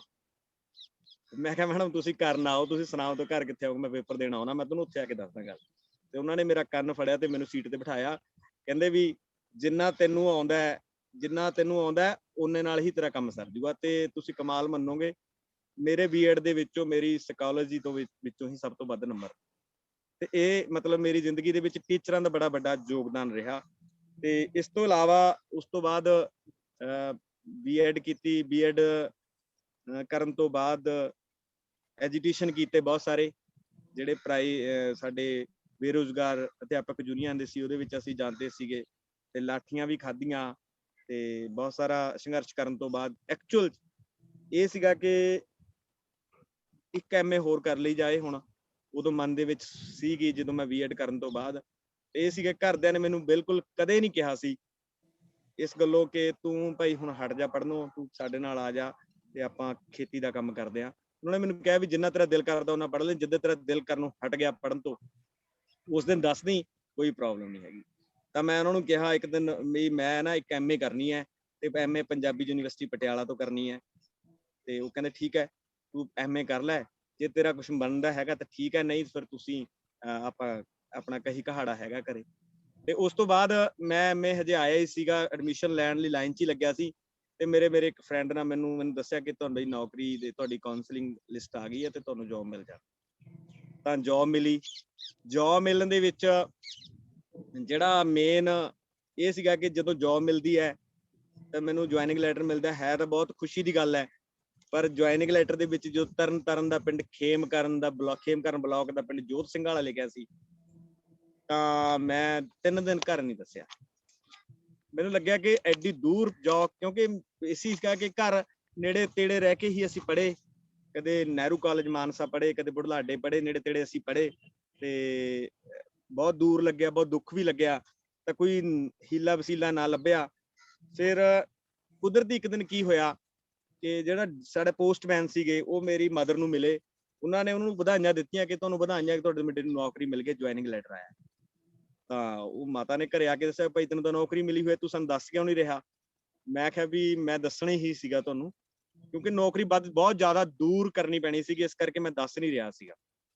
ਚਲੋ ਖੈਰ, ਫਿਰ ਅਸੀਂ ਜੁਆਇਨ ਕੀਤਾ। ਜੁਆਇਨ ਕਰਨ ਦੀ ਬੜੀ ਵਧੀਆ ਐਕਸਪੀਰੀਅੰਸ ਹੈ ਕਿ ਅਸੀਂ ਗਏ, ਜਿਹੜਾ ਪਿੰਡ ਮੇਰਾ ਸੀ ਫਸਟ ਪਿੰਡ ਤਰਨਤਾਰਨ ਦੇ ਵਿੱਚ ਜੋਤ ਸਿੰਘ ਵਾਲਾ ਖੇਮਕਰਨ ਦੇ ਵਿੱਚ, ਉਹ ਸਤਲੁਜ ਦਰਿਆ ਦੇ ਵਿੱਚ ਬਸਿਆ ਹੋਇਆ ਕੱਚਾ ਪਿੰਡ ਤੇ ਉਹ ਲੋਕਾਂ ਕਹਿੰਦੇ ਸੀ ਵੀ ਜਦੋਂ ਮਾਸਟਰ ਜੀ ਇੱਥੇ ਪਾਣੀ ਭਰ ਜਾਂਦਾ ਸਤਲੁਜ ਦੇ ਵਿੱਚ, ਅਸੀਂ ਪਿੰਡ ਛੱਡ ਕੇ ਦੂਸਰੇ ਪਿੰਡ ਚਲੇ ਜਾਂਦੇ, ਉੱਥੇ ਰਹਿ ਜਾਂਦੇ ਹਾਂ। ਅਸੀਂ ਘਰ ਉਹਨਾਂ ਦੇ ਕੱਚੇ ਸੀਗੇ, ਕੁਛ ਪੱਕੇ ਵੀ ਹੈਗੇ ਸੀ, ਉਹਨਾਂ ਨੇ ਉੱਚੇ ਵਗੈਰਾ ਪਾਏ। ਤਾਂ ਮੈਂ ਗਿਆ, ਉਹੀ ਗੱਲ ਕਿ ਮੀਂਹ ਪਿਆ ਹੋਇਆ ਸੀ, ਸਤਲੁਜ ਵਗ ਰਿਹਾ ਸੀ ਤੇ ਪਿੰਡ ਛੱਡ ਕੇ ਇੱਕ ਪਾਸੇ ਹੋਇਆ ਸੀ ਤੇ ਜਿੱਥੇ ਸਕੂਲ ਸੀ ਉਹ ਸਰਪੰਚ ਦੀ ਮੋਟਰ ਉੱਚੀ ਸੀ, ਉੱਥੇ ਲੱਗਿਆ ਹੋਇਆ ਸੀਗਾ। ਤੇ ਮਾਸਟਰ ਜੀ ਮੈਨੂੰ ਦੇਖ ਕੇ ਖੜੇ ਹੋ ਕੇ ਕਹਿੰਦੇ ਤੁਸੀਂ ਬਹਿ ਜਾਓ, ਇੱਕ ਕੁਰਸੀ ਸੀ ਸਾਡੀ। ਮੈਂ ਕਿਹਾ ਨਹੀਂ ਜੀ, ਤੁਸੀਂ ਮੈਨੂੰ ਜੁਆਇਨ ਕਰਾਓ, ਮੈਂ ਨਵੇਂ ਟੀਚਰ ਆਇਆ ਹੈ ਸਕੂਲ ਦੇ ਵਿੱਚ। ਤੇ ਇਸ ਤਰ੍ਹਾਂ ਜਿਹੜੀ ਹੈਗੀ ਹੈ ਮੇਰੀ ਤਰਨਤਾਰਨ ਦੀ ਫਸਟ ਜੁਆਇਨਿੰਗ ਸੀ। ਉਸ ਤੋਂ ਬਾਅਦ ਮੇਰੀ ਟਰਾਂਸਫਰ ਮੈਂ ਇਹ ਸੀਗਾ ਕਿ ਤਰਨਤਾਰਨ ਤੋਂ ਬਾਹਰ ਆ ਕੇ ਫਤਿਹਗੜ੍ਹ ਸਾਹਿਬ ਹੋਈ। ਫਤਿਹਗੜ੍ਹ ਸਾਹਿਬ ਤੋਂ ਮੈਂ 2011 ਦੇ ਵਿੱਚ ਅੱਗੇ ਟਰਾਂਸਫਰ ਕਰਾਈ ਸਰਕਾਰੀ ਮਿਡਲ ਸਕੂਲ ਚੌਰਵਾਲਾ, ਤੇ ਉੱਥੋਂ ਲਗਾਤਾਰ ਮੈਂ ਮੈਨੂੰ 10 ਸਾਲ ਤਕਰੀਬਨ ਹੋ ਗਏ ਨੇ, ਮੈਂ ਉੱਥੇ ਹੀ ਆਪਣੀਆਂ ਸੇਵਾਵਾਂ ਦੇ ਰਿਹਾ। ਤਾਂ ਇਹ ਮੇਰਾ ਜਿਹੜਾ ਹੈਗਾ ਸੀਗਾ ਬੇਸਿਕ ਸਫ਼ਰ ਸੀਗਾ ਆਪਣੇ ਘਰ ਦਾ ਤੇ ਮੇਰੀ ਜ਼ਿੰਦਗੀ ਦਾ। ਤੇ ਇਸ ਤੋਂ ਬਾਅਦ ਬਤੌਰ ਅਧਿਆਪਕ ਮੈਨੂੰ ਲੱਗਦਾ ਕਿ ਜੇ ਮੈਂ ਆਪਣੇ ਸਕੂਲ ਦੀ ਗੱਲ ਕਰਾਂ ਵੀ ਮੈਂ ਆਪਣੇ ਸਕੂਲ ਦੇ ਵਿੱਚ ਕੀ ਕੀਤਾ, ਉਸ ਤੋਂ ਬਾਅਦ ਮੈਂ ਪੜ੍ਹੋ ਪੰਜਾਬ ਦੇ ਟੀਮ ਦੇ ਵਿੱਚ ਵੀ ਜੁਆਇਨ ਕੀਤਾ। 2009 ਤੋਂ ਲੈ ਕੇ 2011 ਤੱਕ ਮੈਂ ਪੜ੍ਹੋ ਪੰਜਾਬ ਨੂੰ ਜੁਆਇਨ ਕੀਤਾ ਤੇ ਪੜ੍ਹੋ ਪੰਜਾਬ ਦੇ ਵਿੱਚ ਅਸੀਂ ਬੜੀ ਸ਼ਿੱਦਤ ਨਾਲ ਕੰਮ ਕੀਤਾ ਬਹੁਤ ਸਾਰੇ ਸਕੂਲਾਂ ਦੇ ਵਿੱਚ। ਈਵਨ ਇਹ ਸੀਗਾ ਕਿ ਸਾਡਾ ਟਾਰਗੇਟ ਹੁੰਦਾ ਸੀ ਕਿ ਤੁਸੀਂ ਕਿੰਨੇ ਬੱਚਿਆਂ ਨੂੰ ਪੜ੍ਹਾ ਸਕਦੇ ਹੋ, ਤਾਂ ਅਸੀਂ ਉਹ ਵੀ ਪੜ੍ਹਾਇਆ। ਉਸ ਤੋਂ ਬਾਅਦ 2011 ਤੋਂ ਲੈ ਕੇ 13 ਤੱਕ ਪ੍ਰਵੇਸ਼ ਦੇ ਵਿੱਚ ਕੰਮ ਕੀਤਾ ਬਤੌਰ CMT ਤੋਂ ਲੈ ਕੇ ਬਲਾਕ ਦੇ ਵਿੱਚ ਵੀ, ਬਲਾਕ VMT ਤੱਕ। ਤਾਂ ਉੱਥੇ ਵੀ ਸਾਡਾ ਮਤਲਬ ਕਿ ਮੇਰਾ ਬਲਾਕ ਅੱਛਾ ਸੀ, ਬਲਾਕ ਸਭ ਤੋਂ ਮਤਲਬ ਕਿ ਬੈਸਟ ਹੀ ਰਿਹਾ ਹਰ ਵਾਰ। ਮੈਨੂੰ ਯਾਦ ਹੈ, ਮੈਨੂੰ ਕਿਸੇ ਟੀਚਰ ਨੇ ਕਿਹਾ, ਮਤਲਬ ਮੈਨੂੰ ਦੱਸਿਆ ਕਿਸੇ ਟੀਚਰ ਨੇ ਕਿ ਸਵਾਦ ਤਾਂ ਇਸ ਗੱਲ ਦਾ ਹੈ, ਨਜ਼ਾਰਾ ਤਾਂ ਫਿਰ ਆਉਣਾ ਹੈ ਕਿ ਜਿਹੜਾ ਕੁਝ ਤੁਸੀਂ ਸਾਡੇ ਤੋਂ ਲਾਗੂ ਕਰਵਾਉਂਦੇ ਹੋ ਉਹ ਤੁਸੀਂ ਖੁਦ ਆਪਣੇ ਸਕੂਲਾਂ ਦੇ ਵਿੱਚ ਲਾਗੂ ਕਰਕੇ ਦਿਖਾਓ। ਮੈਨੂੰ ਵਧੀਆ ਵੀ ਲੱਗੀ ਉਹਨਾਂ ਦੀ ਗੱਲ, ਉਸ ਟਾਈਮ ਹੋਰ ਭਾਵਨਾ ਨਾਲ ਵੀ ਲੱਗੀ ਕਿ ਨਹੀਂ ਜਾਣ ਬੁੱਝ ਕੇ ਕਹੀ ਗਈ ਹੈ, ਪਰ ਮੈਨੂੰ ਲੱਗਿਆ ਕਿ ਨਹੀਂ, ਮੈਂ ਜੇ ਉਹਨਾਂ ਦੀ ਥਾਂ ਤੇ ਹੋਵਾਂ ਤਾਂ ਮੈਨੂੰ ਵੀ ਸ਼ਾਇਦ ਇਹੀ ਗੱਲ ਫੀਲ ਹੋਵੇ ਕਿ ਅਸੀਂ ਜੇ ਬਾਹਰ ਤੁਰੇ ਫਿਰਦੇ ਨਹੀਂ ਠੀਕ ਹੈਗੇ ਤਾਂ ਸਾਨੂੰ ਆਪਣੇ ਘਰ ਦੇ ਵਿੱਚ ਵੀ ਉਹ ਕੰਮ ਕਰਕੇ ਦੇਖਣਾ ਚਾਹੀਦਾ। ਤਾਂ ਉਸ ਤੋਂ ਬਾਅਦ 13 ਦੇ ਵਿੱਚ ਮੈਂ ਆਪਣੇ ਪ੍ਰਵੇਸ਼ ਤੋਂ ਛੁੱਟੀ ਕਰਕੇ ਮੈਂ ਆਪਣੇ ਸਕੂਲ ਦੇ ਵਿੱਚ ਆਇਆ ਤੇ ਉਦੋਂ ਤੋਂ ਲਗਾਤਾਰ ਸਕੂਲ ਦੇ ਵਿੱਚ ਕੰਮ ਕਰ ਰਿਹਾ। ਮੈਨੂੰ ਇਹ ਲੱਗਦਾ ਕਿ ਸਕੂਲ ਸਾਡੀ ਇਨਪੁਟ ਨੇ ਤੇ ਵਿਦਿਆਰਥੀ ਸਾਡੇ ਆਊਟਪੁੱਟ। ਤਾਂ ਅਸੀਂ ਸਕੂਲ ਦੇ ਵਿੱਚ ਸਰ ਨਾਲ ਵੀ ਮੈਂ ਡਿਸਕਸ ਕੀਤਾ, ਅਸੀਂ ਇੱਕ ਆਦੇਸ਼ ਬਣਾਇਆ, ਆਪਣਾ ਲੋਗੋ ਵੀ ਬਣਾਇਆ ਸਕੂਲ ਦੇ ਵਿੱਚ ਕਿ ਪ੍ਰੇਮ, ਸਿਰਜਣਾ ਤੇ ਗਿਆਨ, ਅਸੀਂ 3 ਚੀਜ਼ਾਂ ਨੂੰ ਪ੍ਰਫੁੱਲਤ ਕਰਾਂਗੇ ਆਪਣੇ ਸਕੂਲ ਦੇ ਵਿੱਚ, ਜਿੰਨੀ ਸਾਡੇ ਤੋਂ ਕੋਸ਼ਿਸ਼ ਹੋਈ। ਤਾਂ 10 ਸਾਲਾਂ ਦੇ ਵਿੱਚੋਂ 4 ਸਾਲ ਮੈਂ ਸਿੰਗਲ ਟੀਚਰ ਵੀ ਰਿਹਾ ਤੇ ਸਾਨੂੰ ਬੜਾ ਇੰਜੋਏ ਹੁੰਦਾ ਸੀ ਉਦੋਂ। ਸਿੰਗਲ ਟੀਚਰ ਰਹਿਣ ਦਾ ਵੀ ਇੱਕ ਬੜਾ ਆਪਣੇ ਆਪ ਦੇ ਵਿੱਚ ਲੁਤਫ ਹੈ ਕਿ ਤੁਸੀਂ 6ਵੀਂ ਨੂੰ ਵੀ ਪੰਜਾਬੀ ਦਾ ਉਹੀ ਲੈਸਨ ਪੜ੍ਹਾ ਰਹੇ ਹੋ, 7ਵੀਂ ਨੂੰ ਵੀ ਤੇ 8ਵੀਂ ਨੂੰ ਵੀ, ਤੇ ਅੰਗਰੇਜ਼ੀ ਦਾ ਵੀ ਸੇਮ ਹੀ ਚੱਲਦਾ ਸੀ। ਤੇ ਅਸੀਂ ਜਦੋਂ ਜੀ ਕਰਦਾ ਸੀ ਫਿਰ ਉਦੋਂ ਅਸੀਂ ਖੇਡਦੇ ਸੀਗੇ, ਕਿਉਂਕਿ ਸਿੰਗਲ ਅਸੀਂ ਬੜਾ ਸਿਸਟਮ ਨੂੰ ਕਹਿ ਕੇ ਦੇਖਿਆ ਕਿ ਸਾਨੂੰ ਨਾਲ ਦਾ ਟੀਚਰ ਦੇ ਦਿਓ, ਪਰ ਨਹੀਂ ਦਿੱਤਾ। ਤਾਂ ਫਿਰ ਮਨ ਬਣਾਇਆ ਕਿ ਨਹੀਂ, ਇਹ ਬਾਰ-ਬਾਰ ਜਾਣ ਨਾਲੋਂ ਇਹ ਹੈ ਕਿ ਤੁਸੀਂ ਇਹਨੂੰ ਐਕਸੈਪਟ ਕਰੋ ਤੇ ਆਪਣਾ ਕਿੱਤਾ ਸ਼ੁਰੂ ਕਰੋ ਤੇ ਆਪਣੀ ਜਿਹੜੀ ਹੈ ਅਧਿਆਪਨ ਨੂੰ ਮੇਨ ਤੁਸੀਂ ਰੱਖੋ। ਤਾਂ ਜਿਹੜਾ ਮੈਂ ਕਿਤੇ ਪੜ੍ਹਿਆ ਕਿ ਟੀਚਰ ਕੋਲੇ ਜ਼ਿਆਦਾ ਸ਼ਲਾਘਾਯੋਗ ਸ਼ਬਦ ਹੋਣੇ ਚਾਹੀਦੇ ਨੇ। ਤਾਂ ਮੈਂ ਹਮੇਸ਼ਾ ਸਾਡੇ ਸੈਮੀਨਾਰਾਂ ਦੇ ਵਿੱਚ ਵੀ ਕਈ ਵਾਰੀ ਇਹ ਗੱਲ ਬੋਲੀ ਹੈ ਕਿ ਹਰ ਟੀਚਰ ਕੋਲੇ 1000 ਟਨ ਸ਼ਾਬਾਸ਼ ਹੋਣੀ ਚਾਹੀਦੀ ਹੈ, 1000 ਟਨ ਹੀ ਉਹਦੇ ਕੋਲੇ ਗੁੱਡ ਹੋਣੀਆਂ ਚਾਹੀਦੀਆਂ ਨੇ, 1000 ਟਨ ਹੀ ਉਹਦੇ ਕੋਲੇ ਥਾਪੀਆਂ ਹੋਣੀਆਂ ਚਾਹੀਦੀਆਂ ਨੇ, ਤੇ 1000 ਟਨ ਉਹਦੇ ਕੋਲੇ ਯੂ ਕੈਨ ਡੂ ਦਾ ਸ਼ਬਦ ਜਿਹੜਾ ਉਹ ਬਾਰ-ਬਾਰ ਦੇਣਾ ਚਾਹੀਦਾ ਬੱਚਿਆਂ ਨੂੰ। ਤੇ ਫਿਰ ਮੈਨੂੰ ਲੱਗਦਾ ਹੈ ਕਿ ਕੋਈ ਵੀ ਚੀਜ਼ ਜਿਹੜੀ ਔਖੀ ਆ ਉਹ ਸੌਖੀ ਹੋ ਜਾਂਦੀ ਹੈ, ਤੇ ਜਦੋਂ ਕੋਈ ਚੀਜ਼ ਸੌਖੀ ਹੋ ਜਾਂਦੀ ਹੈ ਫਿਰ ਸ਼ੌਂਕ ਬਣ ਜਾਂਦਾ। ਤਾਂ ਮੈਨੂੰ ਲੱਗਦਾ ਹੈ ਕਿ ਇਹ ਅਸੀਂ ਆਪਣੇ ਸਕੂਲ ਦੇ ਵਿੱਚ ਬਿਲਕੁਲ ਲਾਗੂ ਵੀ ਕੀਤਾ। ਦੂਸਰਾ, ਮੈਨੂੰ ਇੱਕ ਆਪਣੇ ਪ੍ਰਾਇਮਰੀ ਸਮੇਂ ਦੇ ਮੇਰੇ ਟੀਚਰ ਹੁੰਦੇ ਸੀਗੇ ਮਾਸਟਰ ਬਹਾਦਰ ਜੀ, ਸ਼ਾਇਦ ਗੁਰਨਾਇਬ ਮੰਗਾਣੀਆਂ ਜੀ ਚੰਗੀ ਤਰ੍ਹਾਂ ਜਾਣਦੇ ਨੇ, ਅਸੀਂ ਇਹ ਵੀ ਉਹਨਾਂ ਤੋਂ ਪੜ੍ਹੇ ਨੇ, ਸਾਡੀ ਸਾਰਾ ਪਿੰਡ ਲਗਭਗ ਉਹਨਾਂ ਤੋਂ ਪੜ੍ਹਿਆ ਤਕਰੀਬਨ, ਜਿਹੜੇ ਸਾਡੀ ਏਜ ਸੀ ਤੋਂ ਪਹਿਲਾਂ ਦੇ ਸੀ। ਉਹਨਾਂ ਮਤਲਬ ਚਾਅ ਕਿੰਨਾ ਹੁੰਦਾ ਸੀਗਾ। ਮੈਂ ਹੁਣ ਆਪਣਾ ਅਧਿਆਪਨ ਨੂੰ ਉਹਨਾਂ ਬੱਚਿਆਂ ਨਾਲ ਸੋਚਦਾ, ਜਿਵੇਂ ਅਸੀਂ ਉਹ ਸਾਈਕਲ ਤੇ ਆਉਂਦੇ ਸੀਗੇ ਤਾਂ ਅਸੀਂ ਸਕੂਲ ਦੇ ਗੇਟ ਤੇ ਖੜ ਜਾਂਦੇ ਸੀ ਪਹਿਲਾਂ ਹੀ, ਤੇ ਉਹਨਾਂ ਤੋਂ ਸਾਈਕਲ ਉੱਤਰ ਨਹੀਂ ਦਿੰਦੇ ਸੀ, ਉਹਨੂੰ ਸਾਈਕਲ ਫੜ ਲੈਂਦੇ ਸੀਗੇ ਤੇ ਆਪਣੀਆਂ ਰੁਮਾਲਾਂ ਕੱਢਦੇ ਸੀ, ਕੋਈ ਘੰਟੀ ਸਾਫ਼ ਕਰ ਰਿਹਾ ਹੈ, ਕੋਈ ਚੈਨ ਸਾਫ਼ ਕਰ ਰਿਹਾ, ਕੋਈ ਚੱਕੇ ਸਾਫ਼ ਕਰਦਾ ਸੀਗਾ, ਕਿਉਂਕਿ ਸਾਨੂੰ ਟੀਚਰ ਨਾਲ ਬੜਾ ਮੋਹ ਹੁੰਦਾ ਸੀਗਾ ਤੇ ਉਹਦੀ ਚੀਜ਼ ਤਾਂ ਸਾਨੂੰ ਐਂ ਲੱਗਦੀ ਸੀ ਕਿ ਕਿਆ ਬਾਤ ਹੈ, ਇਹ ਬਹੁਤ ਵੱਡੀ ਸਾਨੂੰ ਇਸ ਚੀਜ਼ ਵਿੱਚ ਗਿਫਟ ਮਿਲ ਗਿਆ ਹੈ। ਤਾਂ ਇੱਕ ਵਾਰ ਦੀ ਬੜੀ ਮਜ਼ਾਕੀਆ ਵੀ ਹੈ ਗੱਲ, ਪਰ ਮੈਨੂੰ ਇਹ ਲੱਗਦਾ ਕਿ ਉਹ ਸਾਡੇ ਸਿਸਟਮ ਨਾਲ, ਸਾਡੇ ਅਧਿਆਪਨ ਦੇ ਕਿੱਤੇ ਨਾਲ ਵੀ ਜੁੜੀ ਹੋਈ ਹੈ ਤੇ ਸਾਡੀ ਪੜ੍ਹਨ ਪੜ੍ਹਾਉਣ ਦੀ ਪ੍ਰਕਿਰਿਆ ਦੀ ਸਕਿੱਲ ਹੈ ਇੱਕ ਲਿਸਨਿੰਗ, ਉਹਦੇ ਨਾਲ ਵੀ ਜੁੜੀ ਹੋਈ। ਤੇ ਜਿਵੇਂ ਉਹਨਾਂ ਨੇ ਸਾਨੂੰ ਇੱਕ ਵਾਰੀ ਕਿਹਾ ਕਿ ਹਾਂ ਵੀ ਬੱਚਿਓ, ਸਾਡਾ ਸੈਂਟਰ ਹੁੰਦਾ ਸੀ ਉਸ ਟਾਈਮ ਰਿਉਂਦ, ਪਿੰਡ ਹੈ ਨੇੜੇ ਰਿਉਂਦ, ਉੱਥੋਂ ਨਾ ਚੌਕ ਲੈ ਕੇ ਆਉਣੇ ਨੂੰ, ਚਾਕ ਦਾ ਡੱਬਾ ਲੈ ਕੇ। ਅਸੀਂ ਨੇ ਮਤਲਬ ਚੌਕ ਨਹੀਂ ਸੁਣੇ, ਅਸੀਂ ਇਹ ਸੁਣਿਆ ਵੀ ਸਾਈਕਲ ਲੈ ਕੇ ਜਾਣਾ। ਸਰ ਨੇ ਕਿਹਾ ਸੀ ਵੀ ਸਾਈਕਲ ਲੈ ਕੇ ਜਾਣਾ ਤੇ ਚੌਕਾਂ ਦਾ ਡੱਬਾ ਲੈ ਕੇ ਆਉਣਾ। ਅਸੀਂ ਸਾਈਕਲ ਸੁਣਿਆ ਤੇ ਹੱਥ ਖੜੇ ਕਰੇ, ਸਾਈਕਲ ਚੱਕਿਆ। ਤੇ ਕਮਾਲ ਦੀ ਗੱਲ ਇਹ ਸੀ ਕਿ ਸਾਨੂੰ, ਅਸੀਂ 2 ਜਾਣੇ ਸੀ, ਦੋਨਾਂ ਜਾਣਿਆਂ ਨੂੰ ਸਾਈਕਲ ਨਹੀਂ ਚਲਾਉਣਾ। ਅਸੀਂ ਰੋੜ ਕੇ ਉਹਨੂੰ ਰਿਉਂਦ ਲੈ ਗਏ ਤੇ ਉੱਥੇ ਜਾ ਕੇ ਅਸੀਂ ਭੁੱਲ ਗਏ ਕਿ ਸਰ ਨੇ ਮੰਗਾਇਆ ਕੀ ਸੀ ਬਸ। ਤੇ ਕੁਦਰਤੀ ਉੱਥੇ ਸਾਡੇ ਪਿੰਡ ਦੇ ਹੀ ਮਾਸਟਰ ਲੱਗੇ ਹੋਏ ਸੀ, ਅੰਮ੍ਰਿਤਪਾਲ ਸਿੰਘ ਜੀ, ਉਹਨਾਂ ਨੇ ਸਾਨੂੰ ਪਛਾਣ ਲਿਆ, ਕਹਿੰਦੇ ਉਰੇ ਆਓ ਵੀ ਤੁਸੀਂ ਕੀ ਲੈਣ ਆਏ ਹੋ। ਅਸੀਂ ਕਿਹਾ ਵੀ ਸਰ ਸਾਨੂੰ ਨਾ ਸਰ ਨੇ ਕੁਛ ਕਿਹਾ ਸੀਗਾ ਵੀ ਹੁਣ ਅਸੀਂ ਭੁੱਲ ਗਏ ਹਾਂ। ਤਾਂ ਉਹਨਾਂ ਨੇ ਸਾਨੂੰ ਕਿਹਾ ਵੀ ਤੁਸੀਂ ਨਾ ਚਾਕ ਹੀ ਲੈ ਕੇ ਜਾਂਦੇ ਹੋ। ਅਸੀਂ ਹਾਂਜੀ ਚਾਕ ਹੀ ਮੰਗਾਏ ਸੀ, ਵੀ ਚਾਕ ਹੀ ਲੈ ਕੇ ਜਾਂਦੇ ਹੁੰਦੇ ਹੋ ਤੇ ਚਾਕ ਲੈ ਕੇ ਜਾਓ।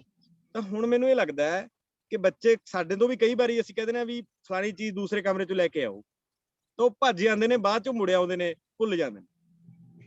ਤਾਂ ਇਹ ਲਿਸਨਿੰਗ ਦੀ ਦਿੱਕਤ ਸੀ। ਮੈਨੂੰ ਲੱਗਦਾ ਕਿ ਮੇਰੇ 'ਚ ਵੀ ਕਿਤੇ ਨਾ ਕਿਤੇ ਸ਼ੁਰੂ ਦੇ ਵਿੱਚ ਦਿੱਕਤ ਰਹੀ ਇਹ, ਕਿ ਅਸੀਂ ਪੂਰੀ ਚੀਜ਼ ਸੁਣਦੇ ਨਹੀਂ, ਪੂਰੀ ਨਹੀਂ ਸੁਣਦੇ ਹਾਂ, ਪਰ ਜਿਹੜੀ ਚੀਜ਼ ਕਹਿੰਦੇ ਨੇ ਉਹ ਤੇ ਨਹੀਂ ਕਨਸੈਂਟਰੇਟ ਕਰਦੇ, ਤੇ ਛੱਡ ਦਿੰਦੇ ਆ ਉਹਨੂੰ ਛੱਡ ਦਿੰਦੇ ਆ। ਤਾਂ ਹੀ ਸਾਡੀ ਇਹ ਜਿਹੜੀ ਹੈਗੀ ਆ, ਬਹੁਤ ਖਾਸ ਕਰਕੇ ਸਾਡੇ ਐਜੂਕੇਸ਼ਨ ਸਿਸਟਮ ਦੇ ਵਿੱਚ ਇਸ ਸਕਿੱਲ ਨੂੰ ਡਿਵੈਲਪ ਹੀ ਨਹੀਂ ਕੀਤਾ ਜਾਂਦਾ। ਤੇ ਇਹ ਸਕਿੱਲ ਦਾ ਡਿਵੈਲਪ ਹੋਣਾ ਬਹੁਤ ਵੱਡੀ ਗੱਲ ਹੈ। ਜੇ ਇਹ ਡਿਵੈਲਪ ਹੋ ਜੇ, ਬਾਕੀ ਸਕਿੱਲਸ ਆਟੋਮੈਟਿਕਲੀ ਮੇਰੇ ਮੁਤਾਬਕ ਕੰਮ ਕਰਦੀਆਂ ਹੈਗੀਆਂ ਨੇ। ਤਾਂ ਮੈਨੂੰ ਲੱਗਦਾ ਇਸ ਤਰ੍ਹਾਂ ਦਾ ਵੀ ਅਸੀਂ ਸੋਚ ਕੇ ਮਨ 'ਚ ਹਮੇਸ਼ਾ ਰਹਿੰਦਾ ਕਿ ਆਪਣੇ ਬੱਚਿਆਂ ਨਾਲ ਇਸ ਤਰ੍ਹਾਂ ਦਾ, ਜਿਹਨਾਂ ਨੂੰ ਅਸੀਂ ਪੜ੍ਹਾ ਰਹੇ ਹਾਂ, ਇਸ ਤਰ੍ਹਾਂ ਦਾ ਵਰਤਾਰਾ ਕਦੇ ਨਾ ਵਾਪਰੇ ਕਿ ਉਹਨਾਂ ਦੀ ਇਹ ਸਕਿੱਲ ਡਿਵੈਲਪ ਨਾ ਹੋਵੇ। ਅਸੀਂ ਵੱਧ ਤੋਂ ਵੱਧ ਉਹਨਾਂ ਨੂੰ ਇਹ ਐਕਟੀਵਿਟੀ ਵੀ ਜਿਹੜਾ ਹੈਗਾ ਕਰਵਾਉਣੇ ਹੈਗੇ ਆ। ਇਸ ਤੋਂ ਇਲਾਵਾ ਸਕੂਲ ਦਾ ਸ਼ਾਇਦ ਅਸੀਂ ਥੋੜਾ ਜਿਹਾ ਸੁੰਦਰੀਕਰਨ ਕੀਤਾ, ਸਕੂਲ ਦਾ ਗੇਟ ਮਾਡਰਨਾਈਜੇਸ਼ਨ ਕੀਤਾ, ਤੇ ਇੱਕ ਵਿਦਿਅਕ ਪਾਰਕ ਭਾਰਤ ਦੀ ਪਹਿਲੀ ਔਰਤ ਸਵਿਤਰੀ ਬਾਈ ਫੂਲੇ ਦੇ ਨਾਂ ਤੇ ਐਸਟੈਬਲਿਸ਼ ਕੀਤਾ, ਜਿਹਦੇ ਵਿੱਚ ਸਾਡੇ ਸਾਰੇ ਮਾਡਲ ਤਕਰੀਬਨ ਵਰਕਿੰਗ ਨੇ, ਜਿਹੜੇ ਕਿ ਬੱਚਿਆਂ ਨੂੰ ਇੱਕ ਫਰੈਂਡਲੀ ਮਾਹੌਲ ਦਿੰਦੇ ਨੇ, ਜਾਂ ਜਿਹਨੂੰ ਆਪਾਂ ਕਹਿ ਦਿੰਦੇ ਹਾਂ ਕਿ TLMs ਹੈਗੀਆਂ ਨੇ। ਉਸ ਤੋਂ ਬਾਅਦ ਇੱਕ ਅਸੀਂ ਐਕਸਪੈਰੀਮੈਂਟ ਕੀਤਾ ਓਪਨ ਲਾਇਬ੍ਰੇਰੀ। ਓਪਨ ਲਾਇਬ੍ਰੇਰੀ ਦਾ ਕਨਸੈਪਟ ਅਸੀਂ ਡਿਵੈਲਪ ਕੀਤਾ ਸਾਡੇ ਸਕੂਲ ਦੇ ਵਿੱਚ, ਕਿ ਓਪਨ ਲਾਇਬ੍ਰੇਰੀ ਬਣਾਈ, ਕਿ ਅਸੀਂ ਨੇ ਕਿਤਾਬਾਂ ਜਿਹੜੀਆਂ ਹੈਗੀਆਂ ਨੇ ਓਪਨ ਪਈਆਂ ਨੇ। ਅੱਜ ਵੀ ਤੁਸੀਂ ਸਾਡੇ ਸਕੂਲ ਜਾਓਗੇ, ਤੁਹਾਨੂੰ ਸਾਡੀ ਲਾਇਬ੍ਰੇਰੀ ਦਾ ਜਿਹੜਾ ਅਸੀਂ ਬਕਸਾ ਬਣਾਇਆ ਪਾਰਕ ਦੇ ਵਿੱਚ, ਉਹਦੇ ਵਿੱਚ ਅਸੀਂ ਘੱਟੋ ਘੱਟ 50 ਕਿਤਾਬਾਂ ਰੱਖੀਆਂ ਹੋਈਆਂ ਨੇ ਤੇ ਓਪਨ ਪਈਆਂ ਨੇ। ਤੇ ਉਹਦੇ ਵਿੱਚ ਬਕਾਇਦਾ ਇਹ ਹੈ ਕਿ ਸਾਡੀ ਅੱਜ ਤੱਕ ਜਦੋਂ ਅਸੀਂ ਜਾਂਦੇ ਹਾਂ, ਕਿਤਾਬਾਂ ਘਟੀਆਂ ਜ਼ਰੂਰ ਹੁੰਦੀਆਂ ਨੇ, ਪਰ ਜੋ ਦੂਜੇ ਦਿਨ ਜਾਂਦੇ ਹਾਂ ਤਾਂ ਉਹ ਕਿਤਾਬਾਂ ਪਈਆਂ ਹੁੰਦੀਆਂ ਨੇ, ਹੋਰ ਕਿਤਾਬਾਂ ਨਹੀਂ ਹੁੰਦੀਆਂ। ਕੋਈ ਨਾ ਕੋਈ ਉਹਨਾਂ ਕਿਤਾਬਾਂ ਨੂੰ ਲਿਆਂਦਾ ਰਹਿੰਦਾ ਤੇ ਬਕਾਇਦਾ ਉੱਥੇ ਰੱਖ ਜਾਂਦਾ ਹੈ। ਤੇ ਇਹ ਅਸੀਂ ਡਿਵੈਲਪ ਕੀਤਾ। 3 ਕਮਰੇ ਜਿਹੜੇ ਨੇ ਉਹ ਫੁੱਲੀ, ਮਤਲਬ ਕਿ ਅਸੀਂ ਨੇ ਸਮਾਰਟ ਬਣਾਏ ਨੇ, ਫੁੱਲੀ ਕੰਪਲੀਟਲੀ ਲਿਸਨਿੰਗ ਲੈਬ, ਜਿਨ੍ਹਾਂ ਨੂੰ ਅਸੀਂ ਕਹਿੰਦੇ ਹਾਂ ਕਿ ਮਾਡਲ ਹੈ ਕਿ ਬੱਚੇ, ਕਿਉਂਕਿ ਸਾਡਾ ਸਕੂਲ ਜਿਹੜਾ ਰੋਡ ਤੇ ਆ, ਉੱਥੇ ਸ਼ੋਰ ਬਹੁਤ ਹੈ, ਤਾਂ ਸ਼ੋਰ ਹੋਣ ਕਰਕੇ ਬਹੁਤ ਘੱਟ ਸੁਣਾਈ ਦਿੰਦਾ ਹੈ। ਜਿੱਦਾਂ ਕਿ ਅਸੀਂ ਉਸ ਲਈ ਅਸੀਂ ਤਿੰਨੋਂ ਹੀ ਕਮਰਿਆਂ ਦੇ ਵਿੱਚ ਲਿਸਨਿੰਗ ਲੈਬ ਡਿਵੈਲਪ ਕੀਤੀ ਹੈ, ਕਿ ਬੱਚਿਆਂ ਨੂੰ ਪ੍ਰੋਜੈਕਟਰ ਦੇ ਥਰੂ, ਬੱਚਿਆਂ ਨੂੰ ਹੈਡਫੋਨਸ ਦੇ ਥਰੂ ਆਪਣਾ ਕੰਟੈਂਟ ਹੈ ਉਹ ਸੁਣਾਇਆ ਜਾਵੇ। ਇੱਕ ਅਸੀਂ ਨਵਾਂ ਪ੍ਰੋਜੈਕਟ ਇਹ ਕਰ ਰਹੇ ਹਾਂ ਕਿ ਜਿੰਨੇ ਵੀ ਸਾਇੰਸ ਤੇ ਮੈਥ ਦੇ ਨੇ, ਉਹ ਸਾਡੇ ਮੈਡਮ ਇਨੀਸ਼ੀਏਟਿਵ ਲੈ ਰਹੇ ਨੇ ਕਿ ਉਹ ਆਪਣੇ ਸਾਰੇ ਹੀ ਕੰਟੈਂਟ ਨੇ ਜਿਹੜੇ ਲੈਸਨਾਂ ਦੇ ਮੈਥ ਸਾਇੰਸ ਦੇ, ਉਹਨੂੰ ਆਪਣੀ ਭਾਸ਼ਾ ਦੇ ਵਿੱਚ ਆਪਣੇ ਮੈਥਡ ਦੇ ਨਾਲ ਆਪ ਹੀ ਉਹ ਰਿਕਾਰਡ ਕਰ ਰਹੇ, ਬਕਾਇਦਾ ਬੱਚਿਆਂ ਨਾਲ ਰਲ ਕੇ। ਤਾਂ ਮੈਨੂੰ ਲੱਗਦਾ ਕਿ ਉਹ ਸਾਡਾ 5-6 ਮਹੀਨੇ ਦਾ ਪ੍ਰੋਜੈਕਟ ਹੈਗਾ, ਅਸੀਂ ਉਹਨੂੰ ਵੀ ਡਿਵੈਲਪ ਕਰਾਂਗੇ ਕਿ ਸਾਡੇ ਬੱਚੇ ਸਾਡਾ ਹੀ ਲੈਸਨ ਸੁਣਨ। ਦੂਸਰਾ ਲੈਸਨ ਕਈ ਵਾਰੀ ਨਹੀਂ ਪਤਾ ਲੱਗਦਾ ਹੈਗਾ ਬੱਚਿਆਂ ਨੂੰ, ਜਾਂ ਭਾਸ਼ਾ ਦੀ ਜਾਂ ਢੰਗ ਦੀ ਜਾਂ ਕੋਈ ਥਿਊਰੀ ਦੀ ਵੀ ਜਾਂ ਮੈਥਡ ਦਾ ਕੋਈ ਫਰਕ ਪੈ ਸਕਦਾ ਹੈ। ਤਾਂ ਇਹ ਵੀ ਸਾਡੇ ਸਕੂਲ ਦੇ ਵਿੱਚ ਅਸੀਂ ਲਾਗੂ ਕਰ ਦਿੱਤਾ ਹੈ। ਇਸ ਤੋਂ ਇਲਾਵਾ ਸਾਡੇ ਕੋਲ ਇੱਕ ਕੰਪਿਊਟਰ ਲੈਬ ਹੈ। ਕੰਪਿਊਟਰ ਲੈਬ ਵੀ ਸਾਡੀ ਫੁੱਲੀ ਸਮਾਰਟ ਲੈਬ ਹੈਗੀ ਆ। ਤੇ ਸਵੇਰ ਦੀ ਸਭਾ ਨੂੰ ਅਸੀਂ ਥੋੜਾ ਜਿਹਾ ਇਹਦਾ ਵਰਗੀਕਰਨ ਕੀਤਾ ਹੈ। ਉਹਦੇ ਵਿੱਚ ਅਸੀਂ ਉਹਨੂੰ ਪਹਿਲਾਂ ਐਕਸਪੈਰੀਮੈਂਟ ਕੀਤਾ ਸੀ। ਅਸੀਂ ਕਦੇ ਕਦੇ ਕੋਠੇ ਤੇ ਵੀ ਸਵੇਰ ਦੀ ਸਭਾ ਲਾਉਂਦੇ ਸੀ। ਕਈ ਵਾਰੀ ਅਸੀਂ ਕੋਠੇ ਤੇ ਵੀ ਸਵੇਰ ਦੀ ਸਭਾ ਕਰ ਲੈਂਦੇ ਸੀ, ਕਈ ਵਾਰੀ ਪਿੰਡ 'ਚ ਜਾ ਕੇ ਵੀ ਸਵੇਰ ਦੀ ਸਭਾ ਕਰਦੇ ਸੀ, ਕਈ ਵਾਰੀ ਅਸੀਂ ਪ੍ਰਾਇਮਰੀ ਸਕੂਲ 'ਚ ਜਾ ਕੇ ਸਵੇਰ ਦੀ ਸਭਾ ਵੀ ਕਰਦੇ ਸੀਗੇ। ਤੇ ਹੁਣ ਅਸੀਂ ਜਿਹੜਾ ਇਹ ਕੀਤਾ ਹੈ ਕਿ ਇਹਨੂੰ ਵੰਡ ਲਿਆ, 2 ਦਿਨ ਪੰਜਾਬੀ, 2 ਦਿਨ ਅੰਗਰੇਜ਼ੀ, 2 ਦਿਨ ਹਿੰਦੀ। ਜਿਹੜੀ ਸਾਡੀ ਸਵੇਰ ਦੀ ਸਭਾ ਲੱਗਦੀ ਹੈ, ਸਵੇਰ ਦੀ ਸਭਾ ਦੇ ਵਿੱਚ ਐਕਟੀਵਿਟੀਜ਼ ਨੂੰ ਵੀ ਚੇਂਜ ਕਰਤਾ ਹੈ ਕਿ ਇੱਕ ਸੋਮਵਾਰ ਨੂੰ ਫਲਾਣਾ ਸ਼ਬਦ ਚੱਲੇਗਾ, ਕਦੇ ਹਿੰਦਵਾਸੀਓ ਚੱਲਦਾ ਹੈ, ਕਦੇ ਇਹ ਦੇਸ਼ ਬਾਬਰ ਚੱਲਦਾ ਹੈ, ਇਹ ਮਾਲਿਕ ਤੇਰੇ ਬੰਦੇ। ਮਤਲਬ ਹਰ ਦਿਨ ਨੂੰ ਇੱਕ ਨਵਾਂ ਸ਼ਬਦ। ਉਸੇ ਤਰ੍ਹਾਂ ਬੱਚਿਆਂ ਦੇ ਬੋਲਣ ਦਾ ਹਰ ਦਿਨ ਇੱਕ ਨਵਾਂ ਬੱਚਾ, ਹਰ ਦਿਨ ਇੱਕ ਨਵਾਂ ਵਿਚਾਰ, ਹਰ ਦਿਨ ਨਵਾਂ ਟੀਚਰ ਦਾ ਇੱਕ ਨਵਾਂ ਕਨਸੈਪਟ ਜਿਹੜਾ ਉਹ ਲੈ ਕੇ ਆਊਗਾ। ਇਹ ਵੀ ਅਸੀਂ ਆਪਣੀ ਸਵੇਰ ਦੀ ਮਾਰਨਿੰਗ ਅਸੈਂਬਲੀ ਦੇ ਵਿੱਚ ਕੁਝ ਨਵਾਂ ਕੋਸ਼ਿਸ਼ ਕੀਤੀ ਹੈਗੀ ਆ।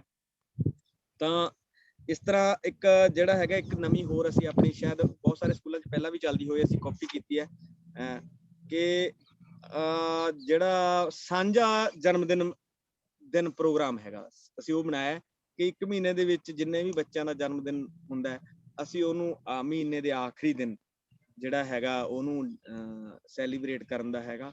ਉਹ ਵੀ ਅਸੀਂ ਇਸ ਸਕੂਲ ਦੇ ਵਿੱਚ ਆਪਣੇ 'ਚ ਲਾਗੂ ਕੀਤਾ ਹੈ। ਸਲਾਈਡ ਹੋ ਰਹੀ ਹੈ ਨਾਲ? ਹਾਂਜੀ ਸਰ ਜੀ ਓਕੇ, ਹਾਂ ਕੰਟੀਨਿਊ ਰੱਖੋ। ਤੇ ਇਸ ਤਰ੍ਹਾਂ ਹੀ ਸਾਡਾ ਜਿਹੜਾ ਸਕੂਲ ਹੈ ਉਹ ਮਤਲਬ ਕਿ ਰਿਜ਼ਲਟ ਸਾਡੇ ਠੀਕ ਨੇ, ਕੋਈ ਪ੍ਰੋਬਲਮ ਨਹੀਂ। ਰਿਜ਼ਲਟ ਅਸੀਂ ਆਪਣੇ ਰਿਜ਼ਲਟਾਂ ਨੂੰ ਆਪਣੇ ਮੁਤਾਬਕ ਦੇਖਦੇ, ਸਾਡੇ ਸਾਰੇ ਬੱਚੇ ਬਹੁਤ ਲਾਇਕ ਨੇ। ਤੇ ਉਸ ਤੋਂ ਇਲਾਵਾ ਜਿਹੜਾ ਮੇਨ ਹੈ ਕਿ ਸਾਡੀਆਂ ਕਲਚਰਲ ਐਕਟੀਵਿਟੀਜ਼ ਹੈਗੀਆਂ ਸੀਗੀਆਂ। ਕਲਚਰਲ ਐਕਟੀਵਿਟੀਜ਼ ਦੇ ਵਿੱਚ ਸਾਡਾ ਤੇ ਕਿਰਿਆਤਮਕ ਕਿਰਿਆਵਾਂ ਸੀਗੀਆਂ, ਜਾਂ ਸਕੂਲ ਦੇ ਵਿੱਚ ਵਿਦਿਅਕ ਪੜ੍ਹਾਈ ਦੇ ਨਾਲ ਸੰਬੰਧਿਤ ਚੀਜ਼ਾਂ ਸੀਗੀਆਂ।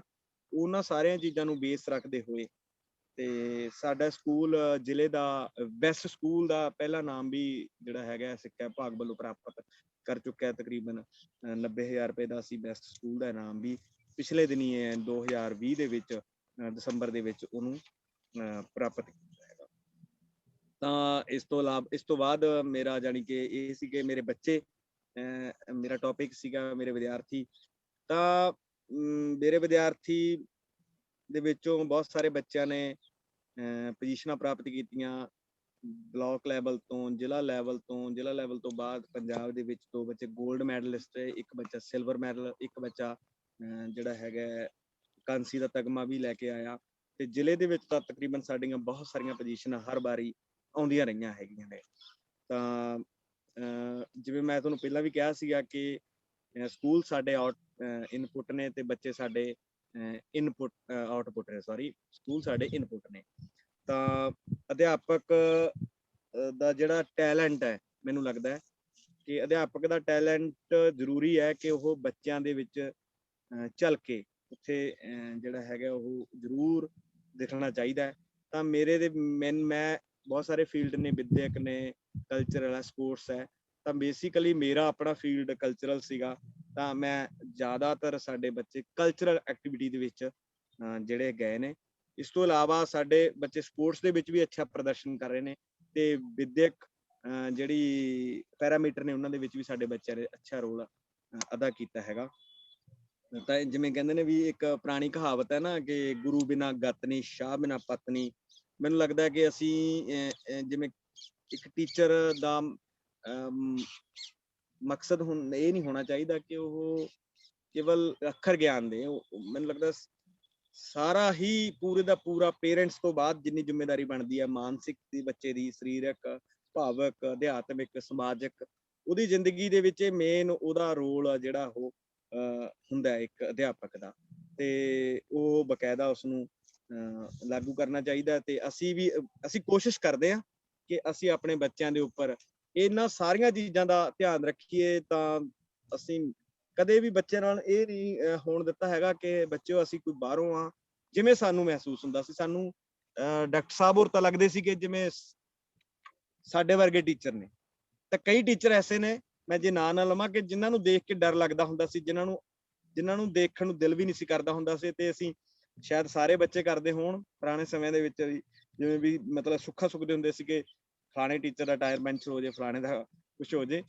ਤਾਂ ਅਸੀਂ ਉਸ ਚੀਜ਼ ਨੂੰ ਮਤਲਬ ਕਿ ਅੱਜ ਜਦੋਂ ਮੈਂ ਅਧਿਆਪਨ ਦੇ ਕਿੱਤੇ ਵਿੱਚ ਹਾਂ, ਤਾਂ ਮੈਂ ਬਤੌਰ ਅਧਿਆਪਕ ਤੇ ਬਤੌਰ ਇੱਕ ਸਟੂਡੈਂਟ ਇੱਕ ਕੰਪੈਰੀਜ਼ਨ ਜ਼ਰੂਰ ਕਰਦਾ ਰਹਿਣਾ ਕਿ ਉਹ ਟੀਚਰ ਬਣਨਾ ਹੈ ਜਾਂ ਫਿਰ ਉਹ ਟੀਚਰ ਬਣਨਾ ਹੈ ਜਿਹੜੇ ਸਭ ਨੂੰ ਚੰਗੇ ਲੱਗਦੇ ਸੀ। ਤੇ ਸਾਡੇ ਬੱਚੇ ਮਤਲਬ ਅਸੀਂ ਕਿਸੇ ਨੂੰ ਮਹਿਸੂਸ ਨਹੀਂ ਹੋਣ ਦਿੰਦੇ ਹੈਗੇ ਕਿ ਅਸੀਂ ਕੋਈ ਬਾਹਰੋਂ ਆ। ਅਸੀਂ ਸਾਰਾ ਦਿਨ ਉਹਨਾਂ ਨਾਲ ਇਸ ਤਰ੍ਹਾਂ ਦੀਆਂ ਹੀ ਐਕਟੀਵਿਟੀਜ਼ ਕਰਦੇ ਰਹਿੰਦੇ ਹਾਂ। ਤਾਂ ਇਸੇ ਤਰ੍ਹਾਂ ਹੀ ਉਹਨਾਂ ਨਾਲ ਵਿਚਰਦੇ ਹਾਂ, ਗੱਲਾਂ ਕਰਦੇ ਹਾਂ, ਸੁਣਦੇ ਹਾਂ, ਸੁਣਾਉਂਦੇ ਹਾਂ ਉਹਨਾਂ ਨੂੰ। ਤੇ ਇਹ ਮੇਰਾ ਜਾਣੀ ਕਿ ਬੱਚਿਆਂ ਨਾਲ ਸੀਗਾ, ਜਿਹਦੇ ਵਿੱਚ ਮੈਨੂੰ ਲੱਗਦਾ ਕਿ ਇਹ ਧਾਰਨਾ ਵੀ ਹੈ ਸਾਡੀ ਕਿ ਬੱਚੇ ਉਹ ਕੱਚਾ ਮਾਲ ਹੈ, ਅਧਿਆਪਕ ਦਾ ਉਹੀ ਕੱਚਾ ਮਾਲ ਨੇ ਤੇ ਉਹੀ ਆਖਰੀ ਉਤਪਾਦਨ ਹੈ ਬੱਚੇ, ਕਿ ਜਿਹੜਾ ਕਿਸੇ ਵੀ ਇਸ ਤੋਂ ਬਾਅਦ ਸਾਡੇ ਕੋਲੇ, ਜਦੋਂ ਸਾਡੇ ਕੋਲ ਚਲਾ ਜਾਂਦਾ ਹੈ, ਉਸ ਤੋਂ ਬਾਅਦ ਸਾਡੇ ਕੋਲ ਪਕਾਉਣ ਲਈ ਕੁਝ ਵੀ ਨਹੀਂ ਰਹਿ ਜਾਂਦਾ। ਤੇ ਇਹੀ ਹੀ ਇੱਕ ਐਸਾ ਕਿੱਤਾ ਹੈ ਅਧਿਆਪਨ ਦਾ ਜਿਹੜਾ ਕਿ ਕੁਦਰਤ ਨੇ ਸਾਨੂੰ ਦਿੱਤਾ ਹੈ, ਕਿ ਜਿਹਦੇ ਵਿੱਚ ਮੈਨੂੰ ਲੱਗਦਾ ਕਿ ਸਾਨੂੰ ਜਿਹਨਾਂ ਨੂੰ ਸਿਖਾਉਣ ਵਾਲੇ ਆ, ਜਿਹੜੇ ਅਸੀਂ ਸਿਖਾਉਣ ਵਾਲੇ ਆ ਤੇ ਸਾਥੋਂ ਸਿੱਖਣ ਵਾਲੇ ਜਦੋਂ ਕਿਤੇ ਅੱਗੇ ਲੰਘ ਜਾਂਦੇ ਨੇ ਸਾਡੇ ਤੋਂ, ਤਾਂ ਸਾਨੂੰ ਉਹ ਤੇ ਈਰਖਾ ਨਹੀਂ ਹੁੰਦੀ, ਸਗੋਂ ਮਾਣ ਮਹਿਸੂਸ ਹੁੰਦਾ ਹੈ। ਤੇ ਮੈਨੂੰ ਆਪਣੇ ਬੱਚਿਆਂ ਦੇ ਇਸੇ ਤਰ੍ਹਾਂ ਮਾਣ ਹੈ, ਸਾਨੂੰ ਸਾਰਿਆਂ ਨੂੰ ਮਾਣ ਰਹਿੰਦਾ। ਸਾਡੇ ਬੱਚੇ, ਮੈਂ ਇੱਕ ਵਾਰੀ ਥੋੜਾ ਦੱਸ ਦਿੰਦਾ ਕਿ ਜ਼ਿਲ੍ਹੇ ਦੇ ਪੰਜਾਬ ਦੇ ਵਿੱਚੋਂ ਹਰਜੀਤ ਕੌਰ ਜਿਹੜੀ ਅੱਜ ਤੁਹਾਡੇ ਨਾਲ ਜੁੜੀ ਵੀ ਹੋਈ ਹੈ, ਹਰਜੀਤ ਕੌਰ ਭਾਸ਼ਣ ਦੇ ਵਿੱਚ ਗੋਲਡ ਮੈਡਲਿਸਟ ਹੈ। ਸਿਮਰਨਜੀਤ ਕੌਰ ਹੈ, 7ਵੀਂ ਕਲਾਸ ਦੀ ਬੱਚੀ ਹੈ, ਉਹ ਵੀ ਕਵਿਤਾ ਦੇ ਵਿੱਚੋਂ ਗੋਲਡ ਮੈਡਲਿਸਟ ਹੈ। ਤੇ ਸਾਡੀ ਬੱਚੀ ਕੋਮਲ ਹੈ, ਉਹ ਵੀ ਜੁੜੀ ਹੋਈ ਹੈ, ਉਹ ਵੀ ਸਾਡੀ ਪੰਜਾਬ ਦੇ ਵਿੱਚੋਂ ਕਵਿਤਾ ਦੇ ਵਿੱਚੋਂ ਜਿਹੜੀ ਹੈ 3rd ਪੋਜੀਸ਼ਨ ਪ੍ਰਾਪਤ ਕੀਤੀ ਹੈ ਉਹਨੇ ਪੰਜਾਬ ਚੋਂ। ਤੇ ਸਿਮਰਨਜੀਤ ਕੌਰ ਨੇ ਹੀ ਮੌਲਿਕ ਲਿਖਤ ਦੇ ਵਿੱਚੋਂ ਪੰਜਾਬ ਦੇ ਵਿੱਚੋਂ ਸਿਲਵਰ ਮੈਡਲ ਪ੍ਰਾਪਤ ਕੀਤਾ ਹੈ। ਤੇ ਜ਼ਿਲ੍ਹੇ ਦੇ ਵਿੱਚੋਂ ਸਾਡੇ ਬੱਚਿਆਂ ਨੇ ਭਾਸ਼ਣ ਦੇ ਵਿੱਚੋਂ 5 ਵਾਰੀ ਫਸਟ ਪੋਜੀਸ਼ਨਾਂ ਲਈਆਂ ਨੇ, ਤੇ 4 ਵਾਰੀ ਅਸੀਂ ਕਵਿਤਾ ਫਸਟ ਲਈ ਹੈ, ਤੇ ਸੁੰਦਰ ਲਿਖਾਈ 2 ਵਾਰ ਲਈ ਹੈ। ਮੌਲਿਕ ਲਿਖਤ ਦੇ ਵਿੱਚ ਅਸੀਂ 2 ਵਾਰ ਫਸਟ, 3 ਵਾਰ ਫਸਟ ਰਹੇ ਹਾਂ। ਇਸੇ ਤਰ੍ਹਾਂ ਮਲਵਈ, ਗਿੱਧਾ, ਕਵਿਸ਼ਰੀ, ਕੋਰੀਓਗ੍ਰਾਫੀਆਂ ਦੇ ਵਿੱਚ ਸਾਡੀਆਂ 2nd 3rd ਪੋਜੀਸ਼ਨਾਂ ਲਗਾਤਾਰ ਆਉਂਦੀਆਂ ਨੇ। ਤੇ ਸਾਡੇ ਸਕੂਲ ਦੇ 3 ਬੱਚੇ NMMS ਜਿਹੜੇ ਹੈਗੇ ਨੇ ਉਹ ਸਕਾਲਰਸ਼ਿਪ, ਨੈਸ਼ਨਲ ਮੀਨਸ ਕਮ ਮੈਰਿਟ ਸਕਾਲਰਸ਼ਿਪ ਪ੍ਰਾਪਤ ਕਰ ਰਹੇ ਨੇ। ਤੇ ਇਸੇ ਤਰ੍ਹਾਂ ਕੰਪਿਊਟਰ ਕੰਪੀਟੀਸ਼ਨਾਂ ਦੇ ਵਿੱਚ ਸਾਡੇ ਬੱਚੇ ਜ਼ਿਲ੍ਹੇ ਦੇ ਵਿੱਚ ਬਹੁਤ ਅੱਛੀ ਪੇਸ਼ਕਾਰੀ ਕਰ ਚੁੱਕੇ ਨੇ, ਬਹੁਤ ਸਾਰੀਆਂ ਪੋਜੀਸ਼ਨਾਂ ਪ੍ਰਾਪਤ ਕਰ ਚੁੱਕੇ ਨੇ। ਤਾਂ ਮੇਰਾ ਜਾਣੀ ਕਿ ਸ਼ੁਰੂ ਤੋਂ ਲੈ ਕੇ ਪਰਿਵਾਰਕ ਪਿਛੋਕੜ ਤੋਂ ਲੈ ਕੇ ਮੇਰੇ ਬੱਚੇ ਤੇ ਮੇਰੇ ਸਕੂਲ ਤਿੰਨਾਂ ਬਾਰੇ ਜੋ ਮੇਰਾ ਟੌਪਿਕ ਸੀਗੀ, ਉਹ ਮੈਂ ਸਮਝਦਾ ਕਿ ਇੱਥੇ ਤੱਕ ਹੈ ਤੇ ਲਗਾਤਾਰ ਇਹ ਕੋਸ਼ਿਸ਼ ਜਾਰੀ ਹੈ। ਹਾਂਜੀ, ਬਹੁਤ ਬਹੁਤ ਧੰਨਵਾਦ ਅੰਮ੍ਰਿਤਪਾਲ ਮੰਘਾਣੀਆ ਜੀ। ਤੁਸੀਂ ਆਪਣੀ ਜ਼ਿੰਦਗੀ ਦੇ ਤਜਰਬੇ ਆ ਜਿਹੜੇ ਉਹ ਸਾਡੇ ਦਰਸ਼ਕਾਂ ਨਾਲ, ਸਾਡੇ ਗਰੁੱਪ ਦੇ ਜਿੰਨੇ ਵੀ ਮੈਂਬਰ ਹੈ ਉਹਨਾਂ ਨਾਲ ਸਾਂਝੇ ਕੀਤੇ। ਬੜੇ ਕਮਾਲ ਦੇ ਐਕਸਪੀਰੀਅੰਸ ਤੇ ਬੜੀਆਂ ਕਮਾਲ ਦੀਆਂ ਗੱਲਾਂ ਸਾਨੂੰ ਅੱਜ ਸੁਣਨ ਨੂੰ ਮਿਲੀਆਂ। ਬੇਸ਼ੱਕ ਆਪਾਂ ਇੱਕੋ ਪਿੰਡ ਦੇ ਹਾਂ, ਕਾਫੀ ਸਮਾਂ ਇਕੱਠੇ ਗੁਜ਼ਰੇ ਹਾਂ, ਪਰ ਹੁਣ ਤੁਹਾਡੇ ਪਟਿਆਲੇ ਜਾਣ ਤੋਂ ਬਾਅਦ ਤੁਹਾਡੇ ਪਟਿਆਲੇ ਦੀਆਂ ਗਤੀਵਿਧੀਆਂ ਨੂੰ ਅੱਜ ਇਸ ਫੇਸਬੁੱਕ ਦੇ ਜਾਂ ਇਸ ਸਿਰਜਣਾਤਮਕ ਸਿੱਖਿਆ ਗਰੁੱਪ ਦੇ ਜ਼ਰੀਏ ਜਿਹੜੇ ਉਹ ਰੂਬਰੂ ਹੋਏ ਆ। ਬੜਾ ਆਨੰਦ ਆਇਆ ਤੁਹਾਡੀਆਂ ਗੱਲਾਂ ਸੁਣ ਕੇ। ਸੋ ਬਹੁਤ ਕਮਾਲ ਦੀਆਂ ਗਤੀਵਿਧੀਆਂ ਤੁਸੀਂ ਕਰ ਰਹੇ ਹੋ ਤੇ ਉਮੀਦ ਹੈ ਬਤੌਰ ਅਧਿਆਪਕ ਇਸੇ ਤਰ੍ਹਾਂ ਆਪਣੀਆਂ ਗਤੀਵਿਧੀਆਂ ਨੂੰ ਜਾਰੀ ਰੱਖੋਗੇ ਤੇ ਇਸੇ ਤਰ੍ਹਾਂ ਕਰਦੇ ਰਹੋਗੇ। ਜਿਵੇਂ ਕਿ ਆਪਾਂ ਚਲੋ ਬਾਕੀ ਸਾਥੀ ਨੇ ਵੀ ਬਾਅਦ ਦੇ ਵਿੱਚ ਸਵਾਲ ਕਰਨਾ ਹੈ ਤੇ ਜਾਂ ਕੋਈ ਗੱਲਬਾਤ ਆਪਣੀ ਰੱਖਣੀ ਹੈ, ਤਾਂ ਮੇਰਾ ਸਭ ਤੋਂ ਪਹਿਲਾਂ ਮੇਰੀ ਗੁਜ਼ਾਰਿਸ਼ ਇਹ ਹੈ ਕਿ ਅਸੀਂ ਦੇਖਦੇ ਹਾਂ ਕਿ ਅਧਿਆਪਕ ਉਹ ਵਿਅਕਤੀ ਹੈ ਜਾਂ ਅਧਿਆਪਕ ਉਹ ਸ਼ਖਸੀਅਤ ਹੈ ਇਸ ਦੁਨੀਆ ਦੀ ਜਿਹੜਾ ਕਿ ਆਪਣੇ ਅਧੂਰੇ ਸੁਪਨਿਆਂ ਨੂੰ ਆਪਣੇ ਬੱਚਿਆਂ ਰਾਹੀਂ ਪੂਰੇ ਕਰ ਸਕਦਾ ਹੈ। ਅਧਿਆਪਕ ਨੂੰ ਜਿੰਨੀ ਕੁ ਉਮਰ ਮਿਲੀ ਹੈ ਉਸ ਉਮਰ ਨੂੰ ਉਹ ਆਪਣੇ ਬੱਚਿਆਂ ਰਾਹੀਂ ਵਧਾ ਸਕਦਾ ਹੈ। ਕਹਿਣ ਦਾ ਭਾਵ ਜੋ ਅਸੀਂ ਆਪਣੀ ਜ਼ਿੰਦਗੀ 'ਚ ਨਹੀਂ ਕਰ ਸਕੇ ਸਾਡੇ ਬੱਚੇ ਉਹ ਕਰਦੇ ਆ ਜਦੋਂ, ਤਾਂ ਇਸ ਤਰ੍ਹਾਂ ਲੱਗਦਾ ਕਿ ਉਹ ਅਸੀਂ ਆਪਣੀ ਜ਼ਿੰਦਗੀ ਜਿਉ ਰਹੇ ਹਾਂ। ਤੇ ਬਤੌਰ ਥੀਏਟਰ ਜਾਂ ਬਤੌਰ ਆਪਾਂ ਨਾਟਕ ਨਾਲ ਜੁੜੇ ਰਹੇ ਹਾਂ, ਸੋ ਸੱਭਿਆਚਾਰਕ ਗਤੀਵਿਧੀਆਂ ਨਾਲ ਜੁੜੇ ਰਹੇ ਹਾਂ ਤੇ ਤੁਹਾਡੇ ਬੱਚੇ ਤੁਸੀਂ ਦੱਸਿਆ ਕਿ ਉਹ ਵੀ ਇਹਨਾਂ ਚੀਜ਼ਾਂ ਦੇ ਨਾਲ ਜੁੜੇ ਹੋਏ ਹੈ। ਤੇ ਸਭ ਤੋਂ ਖੁਸ਼ੀ ਦੀ ਗੱਲ ਇਹ ਹੈ ਕਿ ਉਹ ਬੱਚੇ ਸਾਡੇ ਨਾਲ ਇਸ ਪ੍ਰੋਗਰਾਮ ਦੇ ਵਿੱਚ ਅੱਜ ਸ਼ਾਮਲ ਹੈ। ਸੋ ਮਤਲਬ ਸਵਾਲ ਕਰਨ ਦਾ ਮਨ ਸੀਗਾ, ਪਰ ਸਵਾਲ ਦੇ ਵਿੱਚੋਂ ਪਹਿਲੇ ਜਵਾਬ ਮੈਨੂੰ ਇਸ ਗੱਲ ਦਾ ਮਿਲ ਗਿਆ ਕਿ ਤੁਹਾਡੀਆਂ ਜਿਹੜੀਆਂ ਰੁਚੀਆਂ ਸੀ, ਤੁਹਾਡੀਆਂ ਜਿਹੜੀਆਂ ਗਤੀਵਿਧੀਆਂ ਸੀ, ਤੁਹਾਡੇ ਜਿਹੜੇ ਕੰਮ ਸੀ, ਉਹ ਤੁਹਾਡੇ ਬੱਚਿਆਂ ਦੇ ਵਿੱਚ ਵੀ ਅੱਗੇ ਜਾ ਰਹੇ ਹੈ। ਇਹੀ ਅਧਿਆਪਕ ਦੀ ਸਭ ਤੋਂ ਵੱਡੀ ਪ੍ਰਾਪਤੀ ਹੁੰਦੀ ਹੈ ਕਿ ਨਹੀਂ ਕਲਾ ਹੈ ਜਿਹੜੀ ਜੋ ਆਪਣੇ ਤੱਕ ਹੀ ਸੀਮਤ ਰਹੇ ਜੇ, ਜਾਂ ਆਪਣਾ ਗਿਆਨ ਹੈ ਜਾਂ ਆਪਣਾ ਗੁਣ ਹੈ ਜਾਂ ਆਪਣੇ ਸ਼ੌਂਕ ਹੈ ਜਿਹੜੇ ਆਪਾਂ ਅੱਗੇ ਨਹੀਂ ਉਹਨਾਂ ਨੂੰ ਪੈਦਾ ਕਰਦੇ, ਉਹੀਆਂ ਜਿਹੀਆਂ ਚੀਜ਼ਾਂ ਅੱਗੇ ਨਹੀਂ ਪੈਦਾ ਹੁੰਦੀਆਂ, ਤਾਂ ਅਧਿਆਪਕ ਦਾ ਰੁਤਬਾ ਜਿਹੜਾ ਮੈਂ ਸੋਚਦਾ ਕਿ ਉਹ ਸਫਲ ਨਹੀਂ ਹੁੰਦਾ। ਪਰ ਤੁਸੀਂ ਇਸ ਚੀਜ਼ ਨੂੰ ਬਕਾਇਦਾ ਲੈ ਕੇ ਚੱਲ ਰਹੇ ਹੋ ਤੇ ਤੁਹਾਡੇ ਬੱਚੇ ਵੀ ਤੁਹਾਡੇ ਵਾਂਗ ਵੱਡੀਆਂ ਪ੍ਰਾਪਤੀਆਂ ਜਿਹੜੀਆਂ ਕਰ ਰਹੇ ਆ। ਸੋ ਮੇਰੀ ਬੇਨਤੀ ਹੈ ਕਿ ਤੁਹਾਡੇ ਬੱਚਿਆਂ ਦੇ ਵਿੱਚੋਂ ਜਿਹੜੇ ਸਾਡੇ ਨਾਲ ਸ਼ਾਮਲ ਹੈ ਉਹਨਾਂ ਦੇ ਵਿੱਚੋਂ ਸਾਡੇ ਦਰਸ਼ਕਾਂ ਨੂੰ, ਸਾਡੇ ਗਰੁੱਪ ਮੈਂਬਰ ਸਾਹਿਬਾਨ ਨੂੰ ਉਹਨਾਂ ਬੱਚਿਆਂ ਦੇ ਵਿੱਚੋਂ ਕੋਈ ਕਵਿਤਾ ਦਾ, ਕੋਈ ਭਾਸ਼ਣ ਦਾ ਜਿਹੜਾ ਵੀ ਨਮੂਨਾ ਤੁਸੀਂ ਪੇਸ਼ ਕਰਨਾ ਚਾਹੋਗੇ ਉਹ ਕਿਰਪਾ ਕਰਕੇ ਜ਼ਰੂਰ ਕਰੋ ਜੀ। ਹਾਂਜੀ, ਮੇਰੇ ਨਾਲ ਸਾਡੇ 2 ਬੱਚੇ ਹੈਗੇ ਨੇ ਜਿਹੜੇ ਇਸ ਟਾਈਮ ਜੁੜੇ ਹੋਏ ਨੇ। ਤੇ ਇੱਕ ਤਾਂ ਬੇਟੀ ਹਰਜੀਤ ਕੌਰ, ਜਿਹੜੀ ਮੈਂ ਹਰਜੀਤ ਕੌਰ ਨੂੰ ਕਹੂੰਗਾ ਕਿ ਬੇਟੇ ਤੁਸੀਂ ਆਪਣਾ ਮਾਈਕ, ਉਹ ਅੱਜ ਤੁਹਾਡੇ ਸਾਹਮਣੇ ਹੀ ਕੁਝ ਲਾਈਨਾਂ ਆਪਣੇ ਭਾਸ਼ਣ ਦੀਆਂ ਸਾਂਝੀਆਂ ਕਰਨਗੀਆਂ। ਤੇ ਹਰਜੀਤ ਕੌਰ। ਹਾਂਜੀ ਸਰ ਜੀ ਪੁੱਤਰ। ਸਾਰਿਆਂ ਨੂੰ ਮੇਰੇ ਵੱਲੋਂ ਪਿਆਰ ਭਰੀ ਸਤਿ ਸ਼੍ਰੀ ਅਕਾਲ। ਮੈਂ ਹਰਜੀਤ ਕੌਰ ਸਰਕਾਰੀ ਮਿਡਲ ਸਕੂਲ ਚੌਰਵਾਲਾ ਦੀ ਵਿਦਿਆਰਥਣ ਸੀ ਤੇ ਮੈਂ 6ਵੀਂ 7ਵੀਂ 8ਵੀਂ ਕਲਾਸ ਚੌਰਾਲੇ ਸਕੂਲ ਤੋਂ ਹੀ ਕੀਤੀ ਹੈ ਤੇ ਹੁਣ ਮੈਂ +1 ਆਰਟਸ ਦੇ ਵਿੱਚ ਸਰਕਾਰੀ ਸੀਨੀਅਰ ਸੈਕੰਡਰੀ ਸਕੂਲ ਪੰਜੋਲੀ ਕਲਾ ਦੀ ਵਿਦਿਆਰਥਣ ਹਾਂ। ਤੇ ਮੈਂ ਭਾਸ਼ਣ ਦੇ ਵਿੱਚੋਂ ਪਹਿਲਾਂ 7th ਕਲਾਸ ਦੇ ਵਿੱਚ ਮੈਂ ਭਾਸ਼ਣ ਸਟਾਰਟ ਕੀਤਾ ਸੀ ਤੇ ਉਦੋਂ ਮੈਂ ਜ਼ਿਲ੍ਹੇ ਦੇ ਵਿੱਚੋਂ ਬਲਾਕ ਦੇ ਵਿੱਚੋਂ ਮੈਂ ਫਸਟ ਆਈ ਸੀ ਤੇ ਜ਼ਿਲ੍ਹੇ ਦੇ ਵਿੱਚੋਂ ਮੈਂ ਸੈਕੰਡ ਆਈ ਸੀ, ਜਿਸ ਕਰਕੇ ਮੈਨੂੰ ਅੱਗੇ ਜਾਣ ਦਾ ਮੌਕਾ ਨਹੀਂ ਸੀ ਮਿਲਿਆ ਤੇ ਮੈਂ ਬਹੁਤ ਨਿਰਾਸ਼ ਹੋਈ ਸੀ। ਉਸ ਤੋਂ ਬਾਅਦ ਮੈਂ ਅਗਲੀ ਵਾਰ 8th ਕਲਾਸ ਦੇ ਵਿੱਚ ਵੀ ਪਾਰਟਿਸਿਪੇਟ ਕੀਤਾ ਤੇ ਮੈਂ ਜ਼ਿਲ੍ਹੇ ਦੇ ਵਿੱਚੋਂ ਫਸਟ ਆਈ ਸੀ। ਜ਼ੋਨ ਲੈਵਲ ਦੇ ਮੁਕਾਬਲੇ ਦੇ ਵਿੱਚੋਂ ਮੈਂ 3rd ਆਈ ਸੀ ਤੇ ਉਸ ਤੋਂ ਬਾਅਦ ਪੰਜਾਬ ਦੇ ਮੁਕਾਬਲੇ ਦੇ ਵਿੱਚ ਮੈਂ ਫਸਟ ਆਈ ਸੀ। ਤੇ ਮੈਂ ਅੱਜ ਆਪਣਾ ਉਹ ਭਾਸ਼ਣ ਤੁਹਾਨੂੰ ਸੁਣਾ ਜਾ ਰਹੀ ਹਾਂ ਤੇ ਮੇਰੇ ਭਾਸ਼ਣ ਦਾ ਵਿਸ਼ਾ ਸੀ ਫੈਸ਼ਨ ਪ੍ਰਸਤੀ। ਨਟਖਟ ਵਗਣ ਹਵਾਵਾਂ ਦੀਵੇ ਡੋਲ ਰਹੇ, ਬੱਦਲ ਦੇ ਪਰਛਾਵੇਂ ਕਿਹਦੇ ਕੋਲ ਰਹੇ, ਪਤਾ ਨਹੀਂ ਕਿਸ ਤਾਰੇ ਨਾਲੋਂ ਟੁੱਟੇ ਹਾਂ, ਨਾ 3 ਖੁੰਝੇ ਨਾ ਚੌਰਸ ਤੇ ਨਾ ਗੋਲ ਰਹੇ, ਨਾ 3 ਖੁੰਝੇ ਨਾ ਚੌਰਸ ਤੇ ਨਾ ਗੋਲ ਰਹੇ। ਸਤਿਕਾਰਯੋਗ ਹਾਜ਼ਰੀਨ, ਮੇਰੇ ਬੋਲਣ ਦਾ ਵਿਸ਼ਾ ਹੈ ਫੈਸ਼ਨ ਪ੍ਰਸਤੀ। ਫੈਸ਼ਨ ਕਰਨਾ ਮਨੁੱਖ ਦਾ ਸੁਭਾਵਿਕ ਰੁਝਾਨ ਹੈ। ਇਹ ਅੱਜ ਦੇ ਦੌਰ ਦਾ ਰੁਝਾਨ ਨਹੀਂ, ਬਲਕਿ ਮਨੁੱਖ ਦੇ ਸੱਭਿਅਕ ਹੋਣ ਤੋਂ ਵੀ ਪਹਿਲਾਂ, ਜਦ ਉਹ ਆਦਿ ਮਾਨਵ ਦੇ ਰੂਪ ਵਿੱਚ ਜੰਗਲਾਂ ਵਿੱਚ ਰਹਿੰਦਾ ਸੀ, ਦਰਖਤਾਂ ਦੇ ਪੱਤਿਆਂ ਤੇ ਪਸ਼ੂਆਂ ਦੀਆਂ ਖੱਲਾਂ ਨਾਲ ਆਪਣਾ ਸਰੀਰ ਢੱਕਦਾ ਸੀ। ਜਦੋਂ ਕਿਸੇ ਜੰਗਲੀ ਔਰਤ ਨੇ ਕਿਤੇ ਪਹਿਲੀ ਵਾਰ ਆਪਣੇ ਵਾਲਾਂ ਵਿੱਚ ਜੰਗਲੀ ਫੁੱਲ ਟੰਗਿਆ ਹੋਵੇਗਾ, ਜਦੋਂ ਕਿਸੇ ਮਰਦ ਨੇ ਆਪਣੇ ਸਰੀਰ ਨੂੰ ਢੱਕਣ ਲਈ ਵੱਖ-ਵੱਖ ਰੁੱਖਾਂ, ਵੱਖ-ਵੱਖ ਆਕਾਰਾਂ ਤੇ ਵੱਖ-ਵੱਖ ਰੰਗਾਂ ਵਾਲੇ ਪੱਤੇ ਸਜਾਏ ਹੋਣਗੇ, ਉਦੋਂ ਤੋਂ ਫੈਸ਼ਨ ਦੀ ਸ਼ੁਰੂਆਤ ਹੋਈ ਹੋਵੇਗੀ ਤੇ ਉਦੋਂ ਤੋਂ ਲੈ ਕੇ ਅੱਜ ਤੱਕ ਮਨੁੱਖ ਨੇ ਨੰਗੇਸ ਢੱਕਣ ਦੀ ਇਸ ਲੋੜ ਨੂੰ ਸੁਹਜ ਵਿੱਚ ਬਦਲ ਲਿਆ ਤੇ ਇਹੀ ਸੁਹਜ ਬਾਅਦ ਵਿੱਚ ਫੈਸ਼ਨ ਅਖਵਾਉਣ ਲੱਗ ਪਿਆ। ਸਿਰ ਤੋਂ ਲੈ ਕੇ ਪੈਰਾਂ ਤੱਕ ਸੱਜਣਾ, ਦੂਜਿਆਂ ਦੀ ਨਜ਼ਰ ਵਿੱਚ ਸੋਹਣਾ ਲੱਗਣਾ, ਆਪਣੀ ਕੁਦਰਤੀ ਸੁੰਦਰਤਾ ਨੂੰ ਹੋਰ ਨਿਖਾਰਨਾ ਤੇ ਸੰਵਾਰਨਾ ਫੈਸ਼ਨ ਦੇ ਆਧਾਰ ਹਨ। ਇਸੇ ਵਿੱਚੋਂ ਹੀ ਵੱਖ-ਵੱਖ ਤਰ੍ਹਾਂ ਦੇ ਪਹਿਰਾਵਿਆਂ, ਜੁੱਤੀਆਂ, ਚੱਪਲਾਂ ਤੇ ਗੁਰਗਾਬੀਆਂ ਦਾ ਰੁਝਾਨ ਪੈਦਾ ਹੋਇਆ। ਹੌਲੀ-ਹੌਲੀ ਹਰ ਕੌਮ ਤੇ ਸੱਭਿਆਚਾਰ ਨੇ ਆਪਣੇ ਫੈਸ਼ਨ ਦੇ ਵੱਖੋ ਵੱਖਰੇ ਤਰੀਕੇ ਮਿਥ ਲਏ ਤੇ ਫੈਸ਼ਨ ਇੱਕ ਤਹਿਜ਼ੀਬ ਬਣ ਗਿਆ।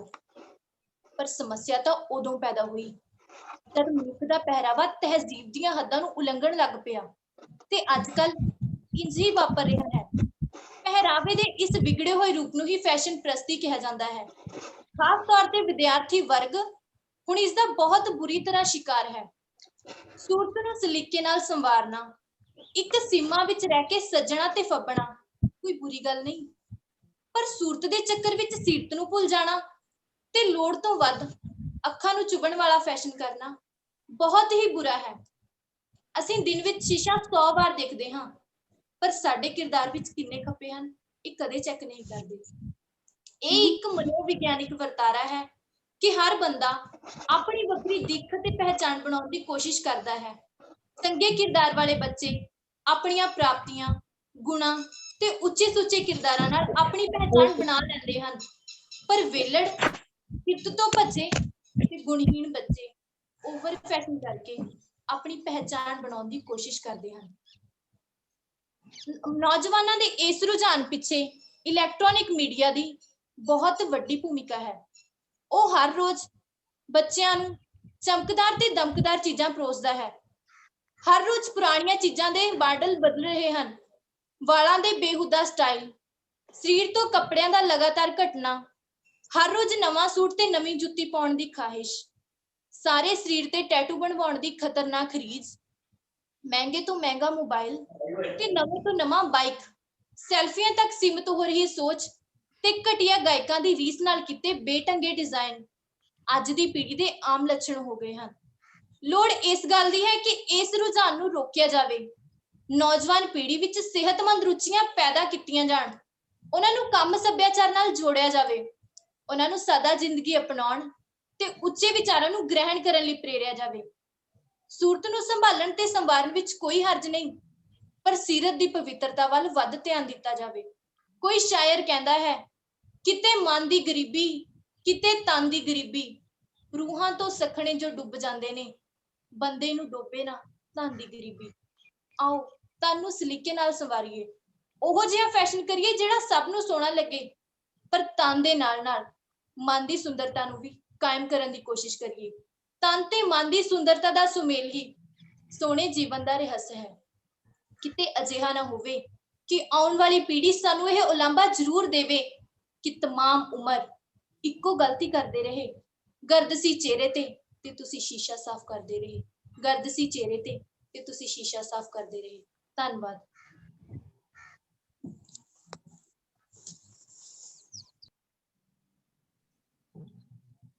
ਹਾਂਜੀ, ਬਹੁਤ ਹੀ ਖੂਬਸੂਰਤ ਭਾਸ਼ਣ।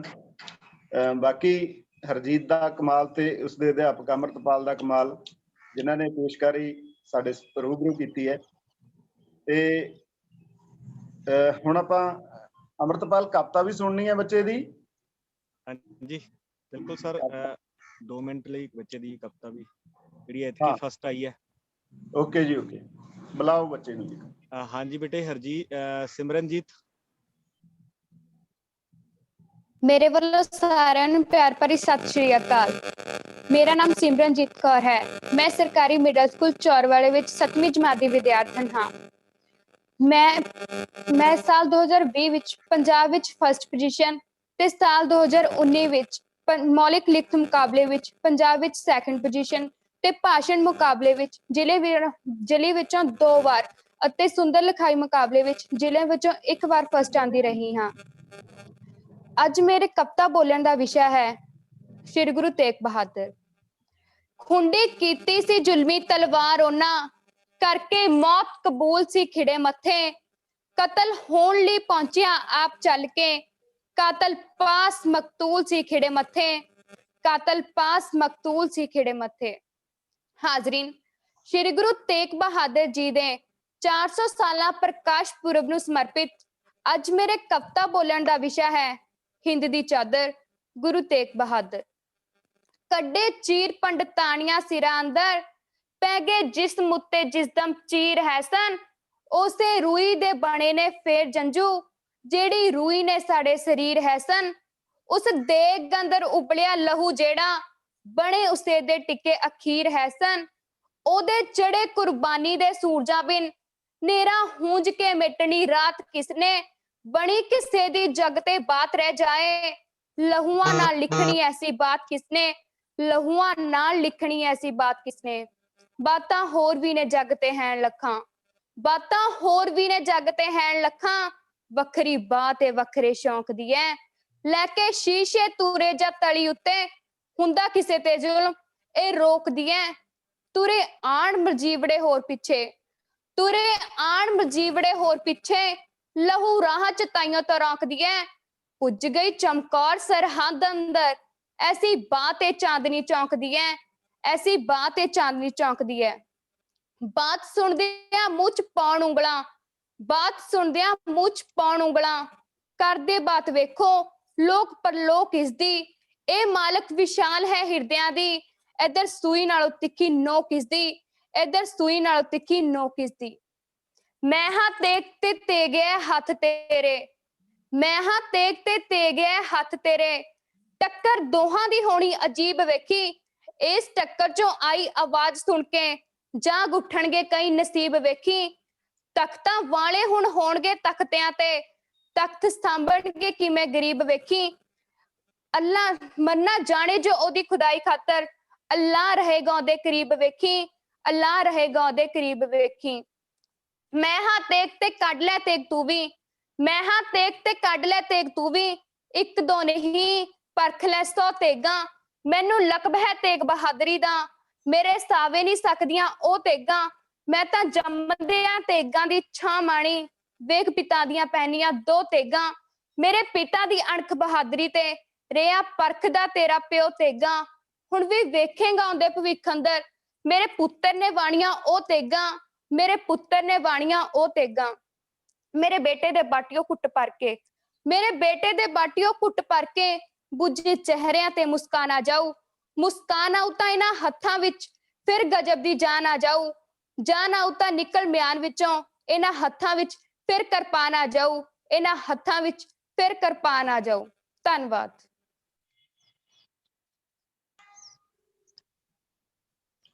ਬਹੁਤ ਅੱਛੇ ਹਾਂਜੀ, ਬਹੁਤ ਅੱਛੇ। ਹਾਂਜੀ ਸਰ, ਕੋਈ ਹੋਰ ਸਵਾਲ ਜਵਾਬ ਆਪਣੇ ਗਰੁੱਪ ਦੇ ਵਿੱਚੋਂ ਕਿਸੇ ਨੇ ਕਰਨਾ ਹੋਵੇ ਤਾਂ ਉਹ ਆਪਾਂ ਕੰਟੀਨਿਊ ਕਰ ਲਈਏ ਜੀ। ਸਰ ਹਾਂ ਗੁਰਨਾਮ ਜੀ 5 ਮਿੰਟ ਹੋਰ ਦਿਓ ਮੈਨੂੰ। ਹਾਂਜੀ ਹਾਂਜੀ। ਇੱਕ ਮਤਲਬ ਮੈਂ ਆਪਣੀ ਜ਼ਿੰਦਗੀ ਦਾ ਇੱਕ ਹਾਂਜੀ, ਪੱਖ ਹਾਂਜੀ। ਇਹ ਸੀਗਾ ਤੇ ਦੂਸਰਾ ਪੱਖ ਮੇਰਾ ਐਜੀਟੇਸ਼ਨ ਵਾਲਾ ਤੁਸੀਂ ਵੀ ਇੰਟਰੋਡਿਊਸ ਕਰਾਇਆ ਸੀ। ਮੈਂ ਥੋੜਾ ਜਿਹਾ ਦੱਸਣਾ ਚਾਹੁੰਦਾ ਕਿ ਅਧਿਆਪਕ ਨੂੰ ਐਜੀਟੇਟਰ ਵੀ ਹੋਣਾ ਚਾਹੀਦਾ ਕਿ ਜਦੋਂ ਵੀ ਕੋਈ ਮਸਲੇ ਨੇ, ਕਿਉਂਕਿ ਅਧਿਆਪਕ ਨੂੰ ਸਾਰੇ ਮਸਲਿਆਂ ਦਾ ਬਾਰੇ ਜ਼ਿਆਦਾ ਜਾਣਕਾਰੀ ਹੁੰਦੀ ਹੈ, ਤਾਂ ਉਹ ਸਾਰਾ ਸਭ ਤੋਂ ਵੱਧ ਸਾਰੇ ਸਮਾਜਿਕ ਰਾਜਨੀਤਿਕ ਮਸਲਿਆਂ ਨਾਲ ਜੁੜਿਆ ਹੁੰਦਾ ਹੈ। ਤਾਂ 2009 ਤੋਂ ਲੈ ਕੇ ਜਦੋਂ ਸਾਡੀ ਐਸਐਸਏ ਦੇ ਵਿੱਚ ਭਰਤੀ ਹੋਈ ਤਾਂ ਸਾਡੀ ਐਸਐਸਏ ਯੂਨੀਅਨ ਬਣੀ, ਐਸਐਸਏ ਰਮਸਰ ਟੀਚਰ ਯੂਨੀਅਨ। ਉਹਦੇ ਵਿੱਚ ਵੀ ਅਸੀਂ ਮਤਲਬ ਕਿ ਕਿਉਂਕਿ ਉਦੋਂ ਲੋੜ ਸੀਗੀ ਤਾਂ ਉਸ ਨੂੰ ਲੱਭਣ ਵਾਲੇ ਫਾਊਂਡਰ ਮੈਂਬਰਾਂ ਦੇ ਵਿੱਚੋਂ ਕੰਮ ਕੀਤਾ। ਜਿੰਨੇ ਵੀ ਸਾਰੇ ਪੰਜਾਬ ਦੇ ਅਸੀਂ ਬੰਦਿਆਂ ਨੂੰ ਇਕੱਠੇ ਕੀਤਾ ਤੇ ਉਹਨਾਂ ਦੇ ਵਿੱਚ ਵੀ ਇੱਕ ਮਤਲਬ ਭੂਮਿਕਾ ਅਦਾ ਕੀਤੀ। ਤੇ ਪਿਛਲੇ ਦਿਨੀ ਤੁਸੀਂ ਦੱਸਿਆ ਹੀ ਸੀਗਾ ਕਿ ਲੰਬੇ ਐਜੀਟੇਸ਼ਨ ਦੇ ਵਿੱਚ ਅਸੀਂ ਰਹੇ, ਜਿਹਦੇ ਵਿੱਚ ਅੱਜ ਕੱਲ ਅਸੀਂ ਪਟਿਆਲੇ ਰਹਿ ਰਹੇ ਹਾਂ ਜੀ। ਮੇਰਾ ਬੇਟਾ ਹੈ 7-8 ਸਾਲ ਦਾ ਤੇ ਮਿਸਿਜ਼ ਨੇ ਰਣਜੀਤ ਕੌਰ, ਜਿਹੜੇ ਕਿ ਤਕਰੀਬਨ ਉਹ ਵੀ ਟੀਚਰ ਹੀ ਨੇ, ਉਹ ਵੀ ਐਸਐਸਏ ਦੇ ਵਿੱਚ ਭਰਤੀ ਸੀ। ਤੇ ਸਾਡੇ ਲਈ ਦੋਨਾਂ ਲਈ ਇਹ ਮਸਲਾ ਸੀਗਾ ਕਿ ਦੋਨੇ ਹੀ ਕੰਟਰੈਕਟ ਤੇ ਸੀ ਤੇ ਕੰਟਰੈਕਟ ਦੀ ਜਿਹੜਾ ਸੰਤਾਪ ਹੈ ਉਹ ਬੜਾ ਭੈੜਾ ਸੰਤਾਪ ਹੈ। ਇਹ ਸੰਤਾਪ ਹੈ ਕਿ ਜਦੋਂ ਤੁਸੀਂ ਲੋਨ ਲੈਣ ਵੀ ਜਾਂਦੇ ਹੋ ਕੋਈ ਚੀਜ਼ ਕਰਨ ਵਾਸਤੇ ਤਾਂ ਤੁਹਾਨੂੰ ਬੈਂਕ ਵਾਲੇ ਕੰਟਰੈਕਟ ਕਰਕੇ ਬਿਲਕੁਲ ਜਿਹੜਾ ਹੈਗਾ ਲੋਨ ਨਹੀਂ ਸੀ ਦਿੰਦੇ। ਤੇ ਕੰਟਰੈਕਟ ਦਾ ਸੰਤਾਪ ਇਹ ਵੀ ਸੀਗਾ ਕਿ ਤੁਸੀਂ 8-8 ਮਹੀਨੇ ਬਿਨਾਂ ਤਨਖਾਹਾਂ ਤੋਂ ਵੀ ਕੰਮ ਕਰਦੇ ਸੀ। ਪਰ ਇਸ ਸੰਤਾਪ ਦੇ ਵਿੱਚ, ਇਸ ਸੰਤਾਪ ਦੇ ਦੌਰਾਨ ਵੀ ਅਸੀਂ ਬੱਚਿਆਂ ਨਾਲ ਕਦੇ ਵੀ ਮਨ ਨਿਰਾਸ਼ ਹੁੰਦਾ ਸੀਗਾ ਕਈ ਵਾਰੀ, ਪਰ ਬੱਚਿਆਂ ਨਾਲ ਹਮੇਸ਼ਾ ਸਾਡਾ ਉਹੀ ਰੁਤਬਾ ਰਹਿੰਦਾ ਸੀਗਾ ਕਿ ਹਾਂ ਅਸੀਂ ਬੱਚਿਆਂ ਨੂੰ ਪੜ੍ਹਾਉਣਾ ਹੈ, ਸਾਡੀ ਜ਼ਿੰਮੇਵਾਰੀ ਬਣਦੀ ਹੈ। ਤਨਖਾਹ 8 ਮਹੀਨੇ 9 ਮਹੀਨੇ ਨਹੀਂ ਮਿਲਦੀ ਤਾਂ ਕੋਈ ਪ੍ਰੋਬਲਮ ਨਹੀਂ ਹੈ।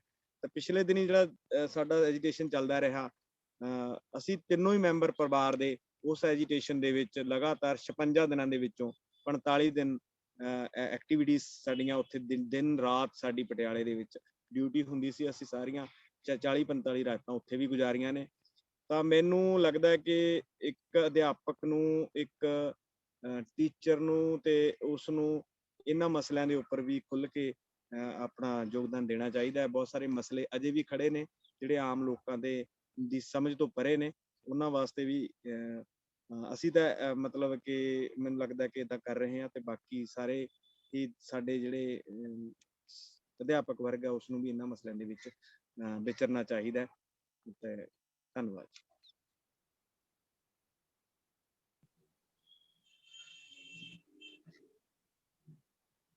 ਹਾਂਜੀ ਅੰਮ੍ਰਿਤਪਾਲ ਜੀ, ਬਾਕੀ ਮੈਨੂੰ ਐ ਸੀਗਾ, ਮੈਂ ਸਵਾਲ ਵੀ ਵੈਸੇ ਇਹ ਸੋਚਿਆ ਸੀਗਾ ਤੁਹਾਡੇ ਸੰਘਰਸ਼ ਨਾਲ ਸੰਬੰਧਿਤ, ਕਿਉਂਕਿ ਲੰਬਾ ਸਮਾਂ ਤੁਸੀਂ ਇਸ ਦੇ ਉੱਤੇ ਕੰਮ ਕੀਤਾ। ਮੈਨੂੰ ਐ ਸੀਗਾ ਕਿ ਹੋਰ ਕੋਈ ਸਾਡਾ ਸਰੋਤਾ ਜਿਹੜਾ ਇਹ ਸਵਾਲ ਕਰੇ ਤੇ ਉਹਦੇ ਵਿੱਚੋਂ ਇਹ ਗੱਲਾਂ ਨਿਕਲਣ। ਚਲੋ, ਹੋਰ ਵੀ ਬਹੁਤ ਸਾਰੀਆਂ ਗੱਲਾਂ ਹਜੇ। ਹਾਂਜੀ ਸਰ, ਕੋਈ ਹੋਰ ਗੱਲਬਾਤ, ਕੋਈ ਸਵਾਲ ਜਵਾਬ ਆਪਣੇ ਟੀਮ ਮੈਂਬਰ ਦੇ ਵਿੱਚੋਂ, ਤਾਂ ਕਿ ਆਪਾਂ ਗੱਲ ਨੂੰ ਅੱਗੇ ਤੋਰੀਏ ਜੀ। ਹਾਂਜੀ ਸੁਖਦੀਵਨ।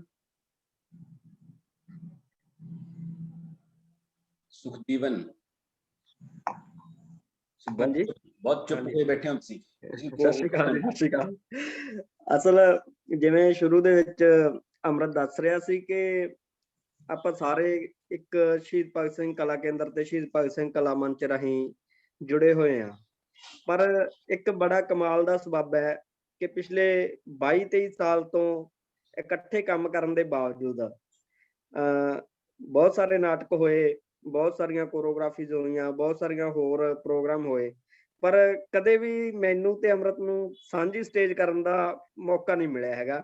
ਅਸੀਂ ਕਦੇ ਵੀ ਕਿਸੇ ਵੀ ਨਾਟਕ ਦੇ ਵਿੱਚ, ਕਿਸੇ ਕੋਰੀਓਗ੍ਰਾਫੀ ਦੇ ਵਿੱਚ ਜਾਂ ਕਿਸੇ ਹੋਰ ਇਵੈਂਟ ਦੇ ਵਿੱਚ ਕਦੇ ਇਕੱਠੇ ਨਹੀਂ ਹੋਏ, ਤੇ ਇਹ ਬੜਾ ਇਤਫਾਕ ਰਿਹਾ ਇਸ ਤਰ੍ਹਾਂ ਦਾ। ਤੇ ਥੀਏਟਰ ਵਾਲਿਆਂ ਕੋਲੇ ਬਹੁਤ ਸਾਰੀਆਂ ਗੱਲਾਂ ਹੁੰਦੀਆਂ ਨੇ ਜਿਹੜੀਆਂ ਹਾਸੋਹੀਣੀਆਂ ਵੀ ਹੋ ਜਾਂਦੀਆਂ ਨੇ ਕਈ ਵਾਰੀ, ਤੇ ਕਿਉਂਕਿ ਅਸੀਂ ਕਦੇ ਇਕੱਠੇ ਨਾਟਕ ਨਹੀਂ ਕੀਤਾ, ਤਾਂ ਕਰਕੇ ਅੰਮ੍ਰਿਤ ਨਾਲ ਕਿਸ ਤਰ੍ਹਾਂ ਦੀਆਂ ਗੱਲਾਂ ਇਸ ਤਰ੍ਹਾਂ ਦੀਆਂ ਵਾਪਰੀਆਂ ਉਹਨਾਂ ਬਾਰੇ ਮੈਨੂੰ ਨਹੀਂ ਪਤਾ। ਮੈਂ ਚਾਹੁੰਦਾ ਕਿ ਕੋਈ ਇਸ ਤਰ੍ਹਾਂ ਦੀ ਘਟਨਾ ਜਿਹੜੀ ਵਾਪਰੀ ਹੋਵੇ ਖਾਸ ਥੀਏਟਰ ਕਰਦਿਆਂ ਜਾਂ ਅਧਿਆਪਨ ਕਿੱਤੇ ਦੌਰਾਨ, ਉਹ ਜ਼ਰੂਰ ਅੰਮ੍ਰਿਤ ਸਾਂਝੀ ਕਰੇ। ਹਾਂਜੀ, ਇੱਕ ਵਾਰੀ ਬੜੀ ਪੁਰਾਣੀ ਗੱਲ ਹੈ, ਅਸੀਂ ਅਤਲਾ ਕਲਾਂ ਪਿੰਡ ਸੀਗਾ, ਮਤਲਬ ਤਾਂ ਉੱਥੇ ਨਾਟਕ ਕਰਨ ਗਏ ਸੀਗੇ। ਮਤਲਬ ਬੜੀ ਮਜ਼ਾਕੀਆ ਗੱਲ ਹੈਗੀ ਆ। ਨਾਟਕ ਕਰਨ ਗਏ ਸੀਗੇ ਤੇ ਅਸੀਂ ਉਦੋਂ ਲਗਾਤਾਰ ਜ਼ਿਲ੍ਹੇ ਦੇ ਵਿੱਚ, ਸਰ ਨੂੰ ਪਤਾ ਹੋਣਾ, ਡਾਕਟਰ ਸਾਹਿਬ ਨੂੰ, ਕਿ ਲਗਾਤਾਰ ਉਸ ਤਰ੍ਹਾਂ ਜ਼ਿਲ੍ਹੇ ਦੇ ਵਿੱਚ ਲਗਾਤਾਰ ਸਟੇਜਾਂ ਕਰ ਰਹੇ ਸੀ। ਮੈਂ ਦਿਨ ਦੇ ਵਿੱਚ 3-3 ਸਟੇਜਾਂ ਕਰ ਰਹੇ ਸੀ ਰਾਤ ਤੱਕ। ਤਾਂ ਲਾਸਟ, ਮਤਲਬ ਸੈਕਿੰਡ ਲਾਸਟ ਸਟੇਜ ਸਾਡੀ ਅਤਲੇ ਕਲਾਂ ਵਿੱਚ, ਸ਼ਾਇਦ ਜਾਂ ਅਕਲੀਆ ਕਲਾਂ ਸੀ, ਇਸ ਤਰ੍ਹਾਂ ਦਾ ਕੋਈ ਪਿੰਡ ਸੀ। ਸਾਡਾ ਹੀ ਥੀਏਟਰ ਦਾ ਕਲਾਕਾਰ ਸੀ ਸੰਦੀਪ, ਸ਼ਾਇਦ ਤੁਸੀਂ ਜਾਣਦੇ ਹੋਵੋਗੇ। ਤੇ ਸੰਦੀਪ, ਮਤਲਬ ਇਹ ਅਸੀਂ ਨਾਟਕ ਕਰ ਰਹੇ ਸੀਗੇ। ਨਾਟਕ ਦੇ ਵਿੱਚ ਇੱਕ ਡਾਇਲੋਗ ਸੀਗਾ ਖੁੱਲਾ ਦਰਬਾਰ, ਜਿਹਦੇ ਵਿੱਚ ਡਾਇਲੋਗ ਸੀਗਾ ਵੀ ਜਮਦੂਤ ਹੁੰਦੇ ਨੇ, ਧਰਮਰਾਜ ਦੇ ਆਲੇ ਦੁਆਲੇ ਖੜੇ ਹੁੰਦੇ ਨੇ 2 ਜਾਣੇ। ਤਾਂ ਉਹਦੇ ਵਿੱਚ ਡਾਇਲੋਗ ਸੀਗਾ ਵੀ ਇੱਕ ਜਮਦੂਤ ਮੇਰੇ ਸੱਜੇ ਖੜਾ ਤੇ ਇੱਕ ਖੜਾ ਹੈ ਖੱਬੇ। ਤੇ ਉਹਦੇ ਵਿੱਚ ਸੀਗਾ ਸੰਦੀਪ ਬਹੁਤ ਥੱਕਿਆ ਹੋਇਆ ਸੀਗਾ ਤੇ ਉਹ ਸੌਂ ਗਿਆ ਸਟੇਜ ਤੇ ਖੜਾ ਸੌਂ ਗਿਆ, ਤੇ ਸਟੇਜ ਦੇ ਕਿਨਾਰੇ ਤੇ ਖੜਿਆ ਸੀ। ਕਿਨਾਰੇ ਤੋਂ ਹੋਣ ਕਰਕੇ ਉਹ ਪਿੱਛੇ ਡਿੱਗ ਪਿਆ ਤੇ ਕਿਸੇ ਨੂੰ ਪਤਾ ਨਹੀਂ ਲੱਗਿਆ ਹੈਗਾ, ਕਿਉਂਕਿ ਸਾਰੇ ਬੰਦੇ ਸਟੇਜ ਦੇ ਉੱਪਰ ਸੀਗੇ। ਤੇ ਜਦੋਂ ਮਤਲਬ ਕਿ ਪਲਵਿੰਦਰ ਨੇ ਧਰਮਰਾਜ ਦਾ ਰੋਲ ਕਰ ਰਿਹਾ ਸੀ, ਉਹਨੇ ਬੋਲਿਆ ਕਿ ਇੱਕ ਜਮਦੂਤ ਮੇਰੇ ਪੱਕੇ, ਜਾਂ ਇੱਕ ਸੱਜੇ ਇੱਕ ਖੱਬੇ, ਜਦੋਂ ਖੱਬੇ ਦੇਖਿਆ ਖੱਬੇ ਹੈ ਨਹੀਂ ਸੀਗਾ। ਤਾਂ ਉਹ ਮੈਨੂੰ ਘਟਨਾ ਮਤਲਬ ਜਦੋਂ ਵੀ ਯਾਦ ਆਉਂਦੀ ਆ ਤਾਂ ਮੇਰੀ ਬੜੀ ਮਤਲਬ ਕਿ ਬਹੁਤ ਅਜੀਬ ਲੱਗਦਾ ਕਿ ਕਿਆ ਬਾਤ ਸੀਗੇ ਕਿ ਉਹ ਬੰਦਾ ਸਟੇਜ ਤੋਂ ਸੁੱਤਾ ਹੋਇਆ, ਤੇ ਅੱਗੇ ਜਦੋਂ ਅਸੀਂ ਜਾ ਕੇ ਦੇਖਿਆ ਉਦੋਂ ਵੀ ਉਹ ਸੁੱਤਾ ਹੀ ਪਿਆ ਸੀ ਅੱਗੇ, ਕਿਉਂਕਿ ਥੱਲੇ ਨਾ ਕੰਬਲ ਪਏ ਸੀਗੇ, ਕੰਬਲਾਂ ਦੇ ਜਾ ਡਿੱਗਿਆ ਸੀਗਾ। ਤੇ ਇਹ ਘਟਨਾ ਮੈਨੂੰ ਬੜੀ ਯਾਦ ਰਹਿੰਦੀ ਹੈ। ਤੇ ਇੱਕ ਗੱਲ ਹੋ ਰਹੀ ਹੈ ਕਿ ਜਿੰਨੀਆਂ ਤੁਸੀਂ ਗਤੀਵਿਧੀਆਂ ਕਰ ਰਹੇ ਹੋ ਸਕੂਲ ਦੇ ਵਿੱਚ, ਤਾਂ ਇਹਨਾਂ ਸਾਰੀਆਂ ਗਤੀਵਿਧੀਆਂ ਕਰਨ ਦੇ ਦੌਰਾਨ ਬਹੁਤ ਸਾਰੀਆਂ ਸਮੱਸਿਆਵਾਂ ਵੀ ਆਉਂਦੀਆਂ ਹੋਣਗੀਆਂ, ਬੱਚਿਆਂ ਨੂੰ ਲੈ ਕੇ ਜਾਂ ਸਕੂਲ ਨੂੰ ਲੈ ਕੇ ਜਾਂ ਟਾਈਮਿੰਗ ਨੂੰ ਲੈ ਕੇ ਜਾਂ ਜਿਹੜੇ ਸਾਧਨ ਸੰਸਾਧਨ ਨੇ ਉਹਨਾਂ ਨੂੰ ਲੈ ਕੇ। ਕਿੰਨਾ ਕੁ ਤੁਸੀਂ ਜਾਂ ਉਹਨਾਂ ਨਾਲ ਕਿਵੇਂ ਨਿਪਟਦੇ ਹੋ ਜਾਂ ਉਹਨਾਂ ਨਾਲ ਕਿਵੇਂ ਜੂਝਦੇ ਹੋ ਇਹੋ ਜਿਹੀਆਂ ਸਮੱਸਿਆਵਾਂ ਦੇ ਨਾਲ, ਉਹ ਜ਼ਰੂਰ ਸਾਂਝਾ ਕਰੋ। ਹਾਂਜੀ ਬਿਲਕੁਲ, ਬਹੁਤ ਸੋਹਣਾ ਸਵਾਲ ਹੈ ਸਰ ਤੁਹਾਡਾ। ਪਹਿਲਾ ਮਤਲਬ ਇਹ ਹੁੰਦਾ ਸੀਗਾ ਕਿ ਅਸੀਂ ਸਾਡੇ ਸਰਪੰਚ ਹੁੰਦੇ ਸੀਗੇ, ਅਸੀਂ ਉਹਨਾਂ ਨਾਲ ਇਹ ਡਿਸਕਸ ਕਰਦੇ ਸੀਗੇ ਕਿ ਆਪਾਂ ਇਸ ਤਰ੍ਹਾਂ ਅਸੀਂ ਕਰਨਾ ਚਾਹੁੰਦੇ ਹਾਂ, ਵੀ ਕੀ ਤੁਸੀਂ ਸਾਡੀ ਹੈਲਪ ਕਰੋਗੇ। ਤਾਂ ਥੋੜਾ ਜਿਹਾ ਮਤਲਬ ਉਹਨਾਂ ਨੇ ਰਿਸਪੌਂਸ ਦਿੱਤਾ। ਉਸ ਤੋਂ ਬਾਅਦ ਫਿਰ ਜਦੋਂ ਮੈਂ ਸਿੰਗਲ ਟੀਚਰ ਸੀਗਾ ਉਦੋਂ ਬਹੁਤਾ ਨਹੀਂ ਕਰ ਸਕਦਾ ਸੀਗਾ। ਜਦੋਂ ਇਹ ਸੀਗਾ ਕਿ ਉਦੋਂ ਇਹ ਹੁੰਦਾ ਸੀ ਵੀ ਜਿੰਨਾ ਸਾਧਨ ਤੁਹਾਡੇ ਹੱਥ 'ਚ ਹੈਗੇ ਨੇ ਉਹਨੇ ਨਾਲ ਤੁਸੀਂ ਵੱਧ ਤੋਂ ਵੱਧ ਕਰ ਲਓ। ਦੂਜਾ ਜਿਹੜਾ ਮੈਨੂੰ ਲੱਗਦਾ ਕਿ ਸੰਸਾਧਨ ਕਿਵੇਂ ਜੁੜ ਜਾਂਦੇ ਨੇ, ਮੇਰਾ ਇਹ ਰਿਹਾ ਕਿ ਸਾਡੇ ਕੋਲੇ ਪਿਛਲੇ ਦਿਨੀ ਸਾਨੂੰ ਗੇਟ ਦੀ ਸੁੰਦਰਤਾ ਵਾਸਤੇ ਥੋੜਾ ਫੰਡ ਮਿਲਿਆ ਤੇ ਸਕੂਲ ਦੀ ਸਕੂਲ ਦੇ ਅੰਦਰ ਜਿਹੜੀ ਅਸੀਂ ਨੇ ਕੰਮ ਕਰਾਏ ਨੇ ਉਹ ਕਾਫੀ ਸਾਰੇ ਫੰਡ ਮਿਲੇ। ਉਹਨੂੰ ਅਸੀਂ ਪੂਰੀ ਤਰ੍ਹਾਂ ਟਰਾਂਸਪੇਰੈਂਟ ਕੀਤਾ, ਮਤਲਬ ਪਿੰਡ ਦਾ WhatsApp ਬਣਾ ਕੇ ਟਰਾਂਸਪੇਰੈਂਟ ਕੀਤਾ ਵੀ ਜੇ ਤਿੰਨਾ ਪੈਸਾ ਲੱਗ ਰਿਹਾ ਤੁਹਾਡਾ ਸਹੀ ਲੱਗ ਰਿਹਾ। ਕਿ ਕਈ ਵਾਰੀ ਮੈਨੂੰ ਲੱਗਦਾ ਜੇ ਮੇਰੀ ਆਪਣੀ ਥਿੰਕਿੰਗ ਹੈ, ਮੈਂ ਯੂਨੀਅਨ ਦੇ ਵਿੱਚ ਵੀ ਏਦਾਂ ਕੀਤਾ, ਜੋ ਜ਼ਿਲ੍ਹੇ ਦੇ ਵਿੱਚ ਅਸੀਂ ਕੰਮ ਕਰਦੇ ਰਹੇ ਤਾਂ ਜ਼ਿਲ੍ਹੇ ਦੇ ਵਿੱਚ ਅਸੀਂ ਸਾਰੇ ਫੰਡ ਜਿੰਨੇ ਸਾਨੂੰ ਮਿਲਦੇ ਸੀਗੇ, ਹਮੇਸ਼ਾ ਯੂਨੀਅਨਾਂ ਦੇ ਉੱਪਰ ਇਲਜ਼ਾਮ ਲੱਗਦਾ ਕਿ ਫੰਡ ਖਾਦੇ ਜਾਂਦੇ ਨੇ ਜਾਂ ਫੰਡ ਲੈ ਜਾਂਦੇ ਨੇ, ਮੁੜ ਕੇ ਦਾ ਪਤਾ ਨਹੀਂ ਲੱਗਦਾ। ਪਰ ਅਸੀਂ ਇਹ ਇਨੀਸ਼ੀਏਟਿਵ ਲਿਆ ਕਿ 1-1 ਰੁਪਏ ਦੀ ਅਸੀਂ ਟਰਾਂਸਪੇਰੈਂਸੀ ਗਰੁੱਪਾਂ 'ਚ ਪਾਈ। ਉਵੇਂ ਹੀ ਮੈਂ ਪਿੰਡ ਦੇ ਵਿੱਚ ਸਕੂਲ ਦੇ ਵਿੱਚੋਂ ਟਰਾਂਸਪੇਰੈਂਸੀ ਪਾਈ। ਤਾਂ ਇਸ ਤਰ੍ਹਾਂ ਸਾਡੇ ਕੋਲੇ ਹੋਇਆ ਤੇ ਯੂਟੀਲਾਈਜ਼ ਹੋਇਆ ਜਦੋਂ ਉਹ ਮੈਨੂੰ ਲੱਗਦਾ ਕਿ ਸਾਰਾ ਸਾਡੇ ਤੋਂ ਲੱਗਿਆ। ਇਹ ਮੇਰਾ ਹੈਗਾ ਸੀਗਾ ਕਿ ਬਾਕੀ ਸਾਡੇ ਸਹਿਯੋਗੀ, ਸਾਡੇ ਸਰਪੰਚ, ਸਾਡੀ SMC ਹੈ ਜਿਹੜੀ ਉਹ ਬਹੁਤ ਅੱਛਾ ਇਨੀਸ਼ੀਏਟਿਵ ਲੈ ਰਹੀ ਹੈ ਇਹਨਾਂ ਕੰਮਾਂ ਨੂੰ ਕਰਨ ਲੱਗੀ। ਕੁਛ ਇਹ ਸੀਗਾ ਕਿ ਅਸੀਂ ਹੁਣ 3-4 ਟੀਚਰ ਹੋ ਗਏ ਆ ਤੇ ਆਪਣੀ ਜੇਬ ਦੇ ਵਿੱਚੋਂ ਵੀ ਪਾ ਲੈਂਦੇ ਆ ਜੇ ਸਾਨੂੰ ਕੋਈ ਚੀਜ਼ ਅੱਛੀ ਲੱਗੇ, ਜਿਹੜਾ ਸਾਡਾ ਕੋਈ ਹੁੰਦਾ ਸ਼ਡਿਊਲ।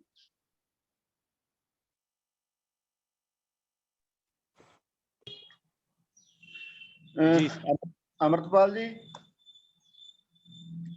ਸੁਖਜੀਵਨ ਦੇ ਸਵਾਲਾਂ ਦੇ ਵਿੱਚੋਂ ਮੇਰੇ ਮਨ ਦੇ ਵਿੱਚ ਇੱਕ ਸਵਾਲ ਆਇਆ ਹੈ। ਥੀਏਟਰ ਦੇ ਵਿੱਚ ਤੁਹਾਨੂੰ ਹੁਣ ਤੱਕ ਦਾ ਮਤਲਬ ਆਪਣਾ ਸਭ ਤੋਂ ਯਾਦਗਾਰੀ ਰੋਲ ਕਿਹੜਾ ਲੱਗਦਾ ਤੇ ਉਹਦਾ ਇੱਕ ਡਾਇਲੌਗ ਜ਼ਰੂਰ ਸੁਣਾਓ। ਹਾਂਜੀ ਸਰ, ਸਭ ਤੋਂ ਜਿਹੜਾ ਡਾਇਲੌਗ ਆਪਣਾ ਰੋਲ ਹੈਗਾ ਸੀਗਾ, ਉਹ ਭੁੱਬਲ ਦੀ ਨਾਟਕ ਅਸੀਂ ਕਰਦੇ ਹੁੰਦੇ ਸੀ, ਜੈਲਦਾਰ ਦੇ ਮੁੰਡੇ ਦਾ ਰੋਲ ਸੀਗਾ। ਤਾਂ ਉਹਦੇ ਵਿੱਚ ਇੱਕ ਡਾਇਲੌਗ ਸੀਗਾ, ਕਿੱਥੇ ਆ ਤੇਰਾ ਸੂਰਮਾ, ਬਾਹਰ ਕੱਢ ਉਹਨੂੰ। ਇਹ ਡਾਇਲੌਗ ਸੀ। ਇੱਕ ਗੱਲ ਹੋਰ ਯਾਦ ਆਈ ਮੇਰੇ ਇੱਥੋਂ ਹੀ ਕਿ ਤੁਸੀਂ ਥੀਏਟਰ ਤੋਂ ਅੱਗੇ ਹੁਣ ਜਿਹੜੀਆਂ ਸ਼ਾਰਟ ਮੂਵੀਜ਼ ਨੇ ਉਹਨਾਂ ਦੇ ਵਿੱਚ ਵੀ ਕੰਮ ਕਰ ਰਹੇ ਹੋ। ਪਿੱਛੇ ਜੇ ਤੁਸੀਂ ਯਾਰ ਜਿਗਰੀ ਕਸੂਤੀ ਡਿਗਰੀ ਦੇ ਵਿੱਚ ਕਾਫੀ ਕੰਮ ਕੀਤਾ ਤੇ ਇਸ ਤੋਂ ਅੱਗੇ ਵੀ ਇਸ ਲਾਈਨ ਦੇ ਵਿੱਚ ਕੁਝ ਕਰ ਰਹੇ ਹੋ? ਜੀ ਸਰ, ਹਾਂ, ਪਿਛਲੇ ਦਿਨੀ ਅਸੀਂ ਆਪਣੇ ਨਿਰਭੈ ਸਿੰਘ ਢਾਲੀਵਾਲ ਜੀ ਨੇ, ਉਹਨਾਂ ਨਾਲ ਜੁੜ ਕੇ ਅਸੀਂ ਕਸੂਤੀ ਡਿਗਰੀ ਕੀਤਾ ਸੀਗਾ। ਤਿੰਨੋਂ ਹੀ ਫੈਮਿਲੀ ਮੈਂਬਰ ਸੀਗੇ, ਮਿਸਿਸ ਸੀਗੀ, ਬੇਟੇ ਦਾ ਵੀ ਛੋਟਾ ਰੋਲ ਸੀਗਾ। ਤੇ ਫਿਲਹਾਲ ਅਸੀਂ ਇੱਕ ਨਵਾਂ ਮਤਲਬ ਪ੍ਰੋਜੈਕਟ ਕੀਤਾ ਸੀਗਾ, ਜਿਹੜੇ ਉਹਨਾਂ ਦੇ ਪ੍ਰੋਡਿਊਸਰ ਨੇ ਰੱਬੀ ਟਵਾਣਾ, ਉਹ ਇੱਕ ਸਕੂਲਾਂ ਦੇ ਉੱਪਰ ਇੱਕ ਵੈਬ ਸੀਰੀਜ਼ ਸ਼ੁਰੂ ਕਰ ਰਹੇ ਨੇ। ਉਹਦੇ ਵਿੱਚ ਹੈਗਾ, ਮਤਲਬ ਉਹ ਅਜੇ ਅੰਡਰ ਪਲੈਨਿੰਗ ਹੈਗਾ। ਉਹਨਾਂ ਨਾਲ ਵੈਸੇ ਡਿਸਕਸ ਹੋਈ ਸੀ, ਉਹ ਸਾਡਾ ਸਕੂਲ ਉਹਨਾਂ ਨੇ ਸਿਲੈਕਟ ਕੀਤਾ ਸੀਗਾ। ਬਸ ਮੇਨਲੀ ਇਹ ਹੈ ਕਿ ਉਹ ਪ੍ਰਪੋਜ਼ਲ ਵਗੈਰਾ ਜਿਹੜੀਆਂ ਅਪਰੂਵਲ ਵਗੈਰਾ ਹੁੰਦੀਆਂ ਨੇ, ਉਹਨਾਂ ਦਾ ਡਿਸਕਸ ਹੈਗਾ ਸੀ ਵੀ ਅਪਰੂਵਲ ਲੈ ਕੇ ਸਟੇਟ ਤੋਂ ਜਾਂ DO ਦਫ਼ਤਰ ਤੋਂ। ਉਹ ਸਾਡੇ ਸਕੂਲ ਦੇ ਵਿੱਚ ਸੀਗਾ ਤੇ ਫਿਰ ਉਹ ਕਹਿੰਦੇ ਸੀਗੇ ਵੀ ਅਸੀਂ ਤੁਹਾਡੇ ਵੀ ਸ਼ਾਟ ਲੈਣੇ ਆ। ਉਹ ਹੈ ਅੰਡਰ ਪਲੈਨਿੰਗ। ਜੀ ਸ਼ੁਕਰੀਆ। ਹਾਂਜੀ, ਅੱਜ ਅਮਰਤਪਾਲ ਮੰਘਾਣੀਆਂ ਜੀ ਦੇ ਨਾਲ ਇਸ ਰੂਬਰੂ ਪ੍ਰੋਗਰਾਮ ਦੇ ਵਿੱਚ ਉਹਨਾਂ ਦੇ ਪਰਿਵਾਰਕ ਪਿਛੋਕੜ ਤੋਂ ਲੈ ਕੇ ਉਹਨਾਂ ਦੇ ਅਧਿਆਪਕ ਦੇ ਕਿੱਤੇ ਨਾਲ ਸੰਬੰਧਿਤ ਤੇ ਉਹਨਾਂ ਦੀਆਂ ਥੀਏਟਰ ਤੇ ਸੱਭਿਆਚਾਰਕ ਗਤੀਵਿਧੀਆਂ ਦੇ ਨਾਲ ਸੰਬੰਧਿਤ ਤੇ ਉਸ ਤੋਂ ਅੱਗੇ ਜਾ ਕੇ ਉਹਨਾਂ ਦੇ ਬੱਚਿਆਂ ਦੇ ਵਿੱਚ ਇਹਨਾਂ ਚੀਜ਼ਾਂ ਨੂੰ ਲੈ ਕੇ ਅਸੀਂ ਬੜਾ ਕੁਛ ਨਵੀਆਂ ਗੱਲਾਂ ਸਿੱਖੀਆਂ, ਜਾਣੀਆਂ ਤੇ ਉਹਨਾਂ ਦੇ ਰੂਬਰੂ ਹੋਏ। ਤੇ ਉਮੀਦ ਹੈ ਕਿ ਇਹੋ ਜਿਹੇ ਅਧਿਆਪਕ ਸਾਡੇ ਸਮਾਜ ਦੇ ਵਿੱਚ, ਸਾਡੇ ਆਲੇ ਦੁਆਲੇ ਦੇ ਵਿੱਚ ਬਹੁਤ ਸਾਰੇ ਕੰਮ ਕਰ ਰਹੇ ਹੈ ਤੇ ਬਹੁਤ ਵਧੀਆ ਤਰੀਕਿਆਂ ਦੇ ਨਾਲ ਕੰਮ ਕਰ ਰਹੇ ਹੈ। ਤੇ ਇਹੋ ਜਿਹੇ ਅਧਿਆਪਕਾਂ ਦੇ ਰੂਬਰੂ ਹੋਣਾ, ਇਹੋ ਜਿਹੇ ਅਧਿਆਪਕਾਂ ਨੂੰ ਸਾਡੇ ਸਿਰਜਣਾਤਮਕ ਸਿੱਖਿਆ ਸੰਸਾਰ ਦੇ ਗਰੁੱਪ ਦੇ ਵਿੱਚ ਲੈ ਕੇ ਆਉਣਾ ਤੇ ਬਾਕੀਆਂ ਸਾਥੀਆਂ ਨਾਲ ਉਹਨਾਂ ਦੀਆਂ ਗੱਲਾਂ ਬਾਤਾਂ ਸਾਂਝੀਆਂ ਕਰਨੀਆਂ, ਤਜਰਬੇ ਸਾਂਝੇ ਕਰਨੇ, ਉਹਨਾਂ ਤੋਂ ਗੱਲਾਂ ਸਿੱਖਣੀਆਂ, ਇਹੀ ਆਪਣੇ ਇਸ ਪ੍ਰੋਗਰਾਮ ਦਾ ਮਕਸਦ ਹੁੰਦਾ ਹੈ। ਤੇ ਮੇਰੇ ਵੱਲੋਂ ਇੰਨੀ ਗੱਲਬਾਤ ਸੀ। ਹੁਣ ਮੈਂ ਬੇਨਤੀ ਕਰੂੰਗਾ ਡਾਕਟਰ ਕੁਲਦੀਪ ਦੀਪ ਜੀ ਨੂੰ ਕਿ ਉਹ ਅੱਜ ਦੇ ਇਸ ਪ੍ਰੋਗਰਾਮ ਦਾ ਜਿਹੜਾ ਸਮਾਪਨ ਹੈ ਉਹ ਕਰਨਗੇ। ਡਾਕਟਰ ਕੁਲਦੀਪ ਦੀਪ ਜੀ। ਹਾਂਜੀ ਦੋਸਤੋ, ਮੈਂ ਆਪਣੇ ਆਪ ਨੂੰ ਬਹੁਤ ਬੜਭਾਗਾ ਮਹਿਸੂਸ ਕਰ ਰਿਹਾ ਅੱਜ, ਕਿਉਂਕਿ ਅੱਜ ਮੇਰੇ ਸਾਹਮਣੇ ਮੇਰੇ ਲਗਭਗ 4 ਵਿਦਿਆਰਥੀ ਬੈਠੇ ਨੇ ਜਿਨ੍ਹਾਂ ਦਾ ਰੂਬਰੂ ਕੀਤਾ ਜਾ ਰਿਹਾ ਹੈ ਅੰਮ੍ਰਿਤਪਾਲ ਮੰਘਾਣੀਆਂ, ਜਿਹੜੇ ਰੂਬਰੂ ਕਰ ਰਹੇ ਨੇ ਗੁਰਨੈਬ ਮੰਘਾਣੀਆਂ, ਜਿਹੜੇ ਉਹਨਾਂ ਦੇ ਨਾਲ ਕੋ-ਹੋਸਟ ਨੇ ਸੁਖਜੀਵਨ, ਹੋਰ ਐਡਮਿਨ ਨੇ ਨਵਨੀਤ। ਤੇ ਜਿਹੜੀ ਗੱਲ ਅੰਮ੍ਰਿਤ ਨੇ ਕਹੀ ਸੀ ਕਿ ਇੱਕ ਅਧਿਆਪਕ ਦਾ ਸਭ ਤੋਂ ਵੱਡਾ ਸਬੂਤ ਇਹ ਹੁੰਦਾ ਅਧਿਆਪਕ ਹੋਣ ਦਾ ਕਿ ਉਹਦੇ ਅੰਦਰਲਾ ਟੈਲੈਂਟ ਉਹਦੇ ਬੱਚਿਆਂ ਤੱਕ ਜਾਵੇ।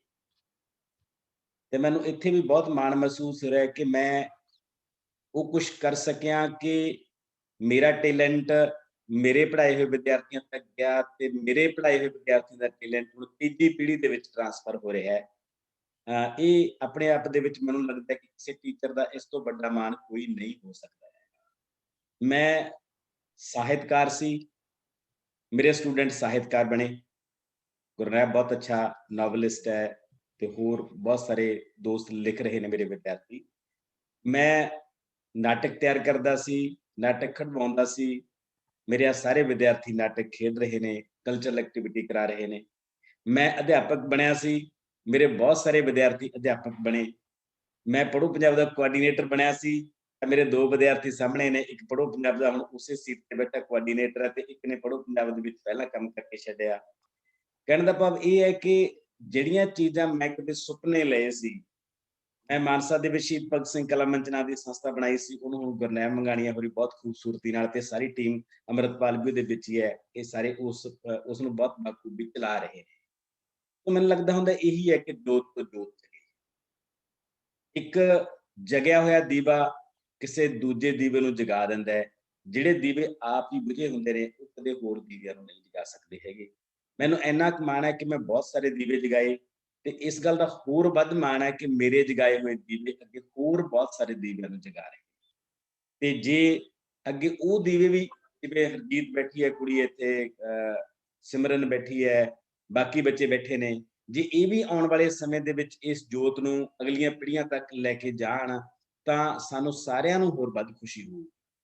ਇੱਥੋਂ ਤੱਕ ਅੰਮ੍ਰਿਤਪਾਲ ਦਾ ਸੰਬੰਧ ਹੈ, ਅੰਮ੍ਰਿਤਪਾਲ ਨਾਲ ਸਾਡੀ ਦੋਨਾਂ ਦੀ ਖੁਸ਼ਕਿਸਮਤੀ ਇਹ ਹੈ ਕਿ ਅਸੀਂ ਹੁਣ ਵੀ ਇਕੱਠੇ ਕੰਮ ਕਰ ਰਹੇ ਹਾਂ। ਚੌਰ ਵਾਲਾ ਜਿੱਥੇ ਦੀ ਪੋਸਟਿੰਗ ਹੈ 3 ਕਿਲੋਮੀਟਰ ਨਾਲ ਪੰਜੋਲੀ ਕਲਾਂ ਮੇਰੀ ਪੋਸਟਿੰਗ ਹੈ, ਜਿੱਥੇ ਇਹ ਰਹਿੰਦਾ ਹੈ ਉਹਦੇ ਨਾਲ ਹੀ 100-150 ਮੀਟਰ ਦੀ ਦੂਰੀ ਤੇ ਮੇਰਾ ਘਰ ਹੈ ਤੇ ਅਸੀਂ ਲਗਭਗ ਸਾਰੇ ਮਸਲਿਆਂ ਤੇ ਹੁਣ ਵੀ ਇਕੱਠੇ ਕੰਮ ਕਰ ਰਹੇ ਹਾਂ। ਤੇ ਗੁਰੂ ਚੇਲਿਆਂ ਦਾ ਇਸ ਰੂਪ ਦੇ ਵਿੱਚ ਇਕੱਠੇ ਕੰਮ ਕਰਨਾ ਵੀ ਆਪਣੇ ਆਪ ਦੇ ਵਿੱਚ ਦੁਨੀਆ ਦਾ ਬਹੁਤ ਵਿਲੱਖਣ ਵਰਤਾਰਾ ਹੁੰਦਾ ਹੈ। ਨਹੀਂ ਤਾਂ ਆਮ ਤੌਰ ਤੇ ਇਹ ਹੁੰਦਾ ਹੈ ਕਿ ਤੁਸੀਂ ਇੱਕ ਪੀੜ੍ਹੀ ਨਾਲ 2-4 ਸਾਲ 5-7 ਸਾਲ ਤਾਂ ਵਿਚਰਦੇ ਹੁੰਦੇ ਹੋ, ਪਰ ਉਹ ਪੀੜ੍ਹੀ ਤੁਹਾਡੇ ਸਟੂਡੈਂਟਾਂ ਤੋਂ, ਤੁਹਾਡੇ ਦੋਸਤ ਤੇ ਤੁਹਾਡੇ ਕੁਲੀਗ ਤੇ ਤੁਹਾਡੇ ਹਮਸਫਰ ਬਣ ਜਾਣ, ਇਹ ਬਹੁਤ ਘੱਟ ਅਧਿਆਪਕਾਂ ਨਾਲ ਵਾਪਰਦਾ ਹੈ। ਤੇ ਮੇਰੇ ਇਸ ਵੇਲੇ ਇਹ ਸਾਰੇ ਦੋਸਤ ਵੀ ਨੇ ਤੇ ਮੇਰੇ ਇਸ ਵੇਲੇ ਸਾਰੇ ਹਮਸਫਰ ਵੀ ਨੇ। ਗੁਰਨੈਬ ਵੀ ਮੇਰਾ ਹਮਸਫਰ ਹੈ, ਵੀ ਮੇਰਾ ਹਮਸਫਰ ਹੈ, ਅੰਮ੍ਰਿਤਪਾਲ ਵੀ ਹਮਸਫਰ ਹੈ। ਇਸ ਤੋਂ ਬਿਨਾਂ ਗੁਲਾਬ, ਗੁਰਦੀਪ, ਜਗਸੀਰ, ਸੁਰਿੰਦਰ, ਸਾਗਰ, ਮਤਲਬ ਕਹਿਣ ਦਾ ਭਾਵ ਇਹ ਹੈ ਕਿ ਮੇਰੇ ਚੇਲੇ ਇਸ ਵੇਲੇ ਮੇਰੇ ਦੋਸਤ ਵੀ ਨੇ, ਮੇਰੇ ਹਮਸਫਰ ਵੀ ਨੇ, ਮੇਰੇ ਕੁਲੀਗ ਵੀ ਨੇ ਤੇ ਮੇਰੇ ਸੁਪਨਿਆਂ ਦੀ ਤਾਮੀਰ ਕਰਨ ਵਾਲੇ ਵੀ ਨੇ ਤੇ ਮੇਰੇ ਸੁਪਨਿਆਂ ਨੂੰ ਅਗਲੀ ਪੀੜ੍ਹੀਆਂ ਤੱਕ ਲੈ ਕੇ ਜਾਣ ਵਾਲੇ ਵੀ ਨੇ। ਤੇ ਅੰਮ੍ਰਿਤਪਾਲ ਤੇ ਮੈਂ ਬਹੁਤ ਮਾਣ ਕਰਦਾ। ਅੰਮ੍ਰਿਤਪਾਲ ਨੇ ਜਿੰਨੀ ਖੂਬਸੂਰਤੀ ਨਾਲ ਬਤੌਰ ਆਰਟਿਸਟ, ਬਤੌਰ ਅਧਿਆਪਕ, ਬਤੌਰ ਸੰਘਰਸ਼ੀਲ ਕਾਮੇ ਦੇ ਰੂਪ ਦੇ ਵਿੱਚ ਤੇ ਬਤੌਰ ਇੱਕ ਜ਼ਿੰਮੇਵਾਰ ਸਮਾਜਿਕ ਇਨਸਾਨ ਦੇ ਤੌਰ ਤੇ ਜਿੰਨਾ ਖੂਬਸੂਰਤੀ ਨਾਲ ਇਹਨੇ ਕੰਮ ਕੀਤਾ ਹੈ, ਇੰਨੀ ਖੂਬਸੂਰਤੀ ਨਾਲ ਜਿਹਦੇ ਵਿਦਿਆਰਥੀ ਕੰਮ ਕਰਦੇ ਹੋਣ, ਉਸ ਅਧਿਆਪਕ ਦਾ ਸੀਨਾ ਮਾਣ ਨਾਲ ਚੌੜਾ ਹੋ ਜਾਂਦਾ ਹੈ। ਤੇ ਮੇਰਾ ਸੀਨਾ ਸੱਚਮੁੱਚ ਅੱਜ ਮਾਣ ਨਾਲ ਚੌੜਾ ਹੈ, ਅੰਮ੍ਰਿਤਪਾਲ ਕਰਕੇ ਵੀ ਤੇ ਬਾਕੀ ਸਾਰੇ ਮੇਰੇ ਵਿਦਿਆਰਥੀਆਂ ਕਰਕੇ ਵੀ। ਤੇ ਮੈਂ ਕਾਮਨਾ ਕਰਨਾ ਕਿ ਇਸੇ ਤਰ੍ਹਾਂ ਹੀ ਇਸ ਜੋਤ ਨੂੰ, ਇਸ ਰੌਸ਼ਨੀ ਨੂੰ ਵੰਡਦੇ ਰਹਿਣ ਤੇ ਮੈਂ ਜਿੱਥੇ ਵੀ ਹੋਵਾਂ ਮੈਨੂੰ ਇਹਦੀ ਹਮੇਸ਼ਾ ਖੁਸ਼ੀ ਰਹੂਗੀ। ਤੇ ਮੈਂ ਸਾਰੇ ਸਿਰਜਣਾਤਮਕ ਸਿੱਖਿਆ ਸੰਸਾਰ ਦਾ ਵੀ ਬਹੁਤ ਧੰਨਵਾਦ ਕਰਦਾ। ਬਾਕੀ ਸਾਡੀ ਐਡਮਿਨ ਟੀਮ ਹੈ, ਮੈਡਮ ਮਨਜਿੰਦਰ ਕੌਰ ਹੈ, ਇਹ ਭਾਵੇਂ ਮੇਰੇ ਉਵੇਂ ਵਿਦਿਆਰਥੀ ਨਹੀਂ ਪਰ ਅੱਜ ਇਹ ਵੀ ਮੇਰੀ ਟੀਮ ਦੇ ਵਿੱਚ ਉਵੇਂ ਕੰਮ ਕਰਦੇ ਨੇ। ਡਾਕਟਰ ਇੰਦਰਪ੍ਰੀਤ ਧਾਮੀ ਹੈ, ਮੈਡਮ ਰੁਪਿੰਦਰ ਹੈ, ਸਾਡੀ ਅਗਲੀ ਪੀੜ੍ਹੀ ਦੇ ਹੋਣਹਾਰ ਵਾਰਸ ਨੇ ਜਿਹੜੇ ਉਹਨਾਂ ਜੋਤਾਂ ਨੂੰ ਅੱਗੇ ਲੈ ਕੇ ਜਾ ਰਹੇ ਨੇ। ਤੇ ਇਹਨਾਂ ਤੋਂ ਵੀ ਸਾਨੂੰ ਬਹੁਤ ਸਾਰੀਆਂ ਉਮੀਦਾਂ ਨੇ ਇਹ ਵੀ ਉਨੀ ਖੂਬਸੂਰਤੀ ਨਾਲ ਹੀ ਕੰਮ ਕਰ ਰਹੇ ਨੇ ਜਿਵੇਂ ਗੁਰਨੈਬ ਕਰ ਰਿਹਾ ਹੈ, ਅੰਮ੍ਰਿਤ ਕਰ ਰਿਹਾ ਹੈ, ਤੇ ਅਗਲੇ ਦਿਨਾਂ ਦੇ ਵਿੱਚ ਇਹੋ ਜਿਹੇ ਬਹੁਤ ਸਾਰੇ ਹੋਰ ਅਧਿਆਪਕਾਂ ਦਾ ਰੂਪ ਵੀ ਅਸੀਂ ਤੁਹਾਡੇ ਨਾਲ ਕਰਾਂਗੇ। ਇਹ ਪਰੰਪਰਾ ਸਾਡੀ, ਅਸੀਂ ਇੱਕ ਟੱਬਰ ਆ, ਇੱਕ ਪਰਿਵਾਰ ਆ, ਇੱਕ ਖਾਨਦਾਨ ਆ। ਉਸ ਖਾਨਦਾਨ ਦੇ ਵਿੱਚ ਬਹੁਤ ਸਾਰੇ ਚਿਰਾਗ ਨੇ ਜਿਹੜੇ ਰੋਸ਼ਨ ਕਰ ਰਹੇ ਨੇ ਦੁਨੀਆ ਨੂੰ, ਤੇ ਇਹ ਖਾਨਦਾਨ ਅੱਜ ਹੋਰ ਵਿਕਸਿਤ ਹੋਊਗਾ ਤੁਹਾਡੇ ਰਾਹੀਂ। ਅਸੀਂ ਮਾਣ ਕਰ ਸਕਾਂਗੇ ਕਿ ਸਾਡਾ ਵੀ ਇੱਕ ਖਾਨਦਾਨ ਸੀ ਜਿਹਨੇ ਇਸ ਦੁਨੀਆ ਨੂੰ ਰੋਸ਼ਨ ਕਰਨ ਦੇ ਵਿੱਚ ਆਪਣੀ ਭੂਮਿਕਾ ਨਿਭਾਈ। ਸੋ ਬਹੁਤ ਬਹੁਤ ਧੰਨਵਾਦ।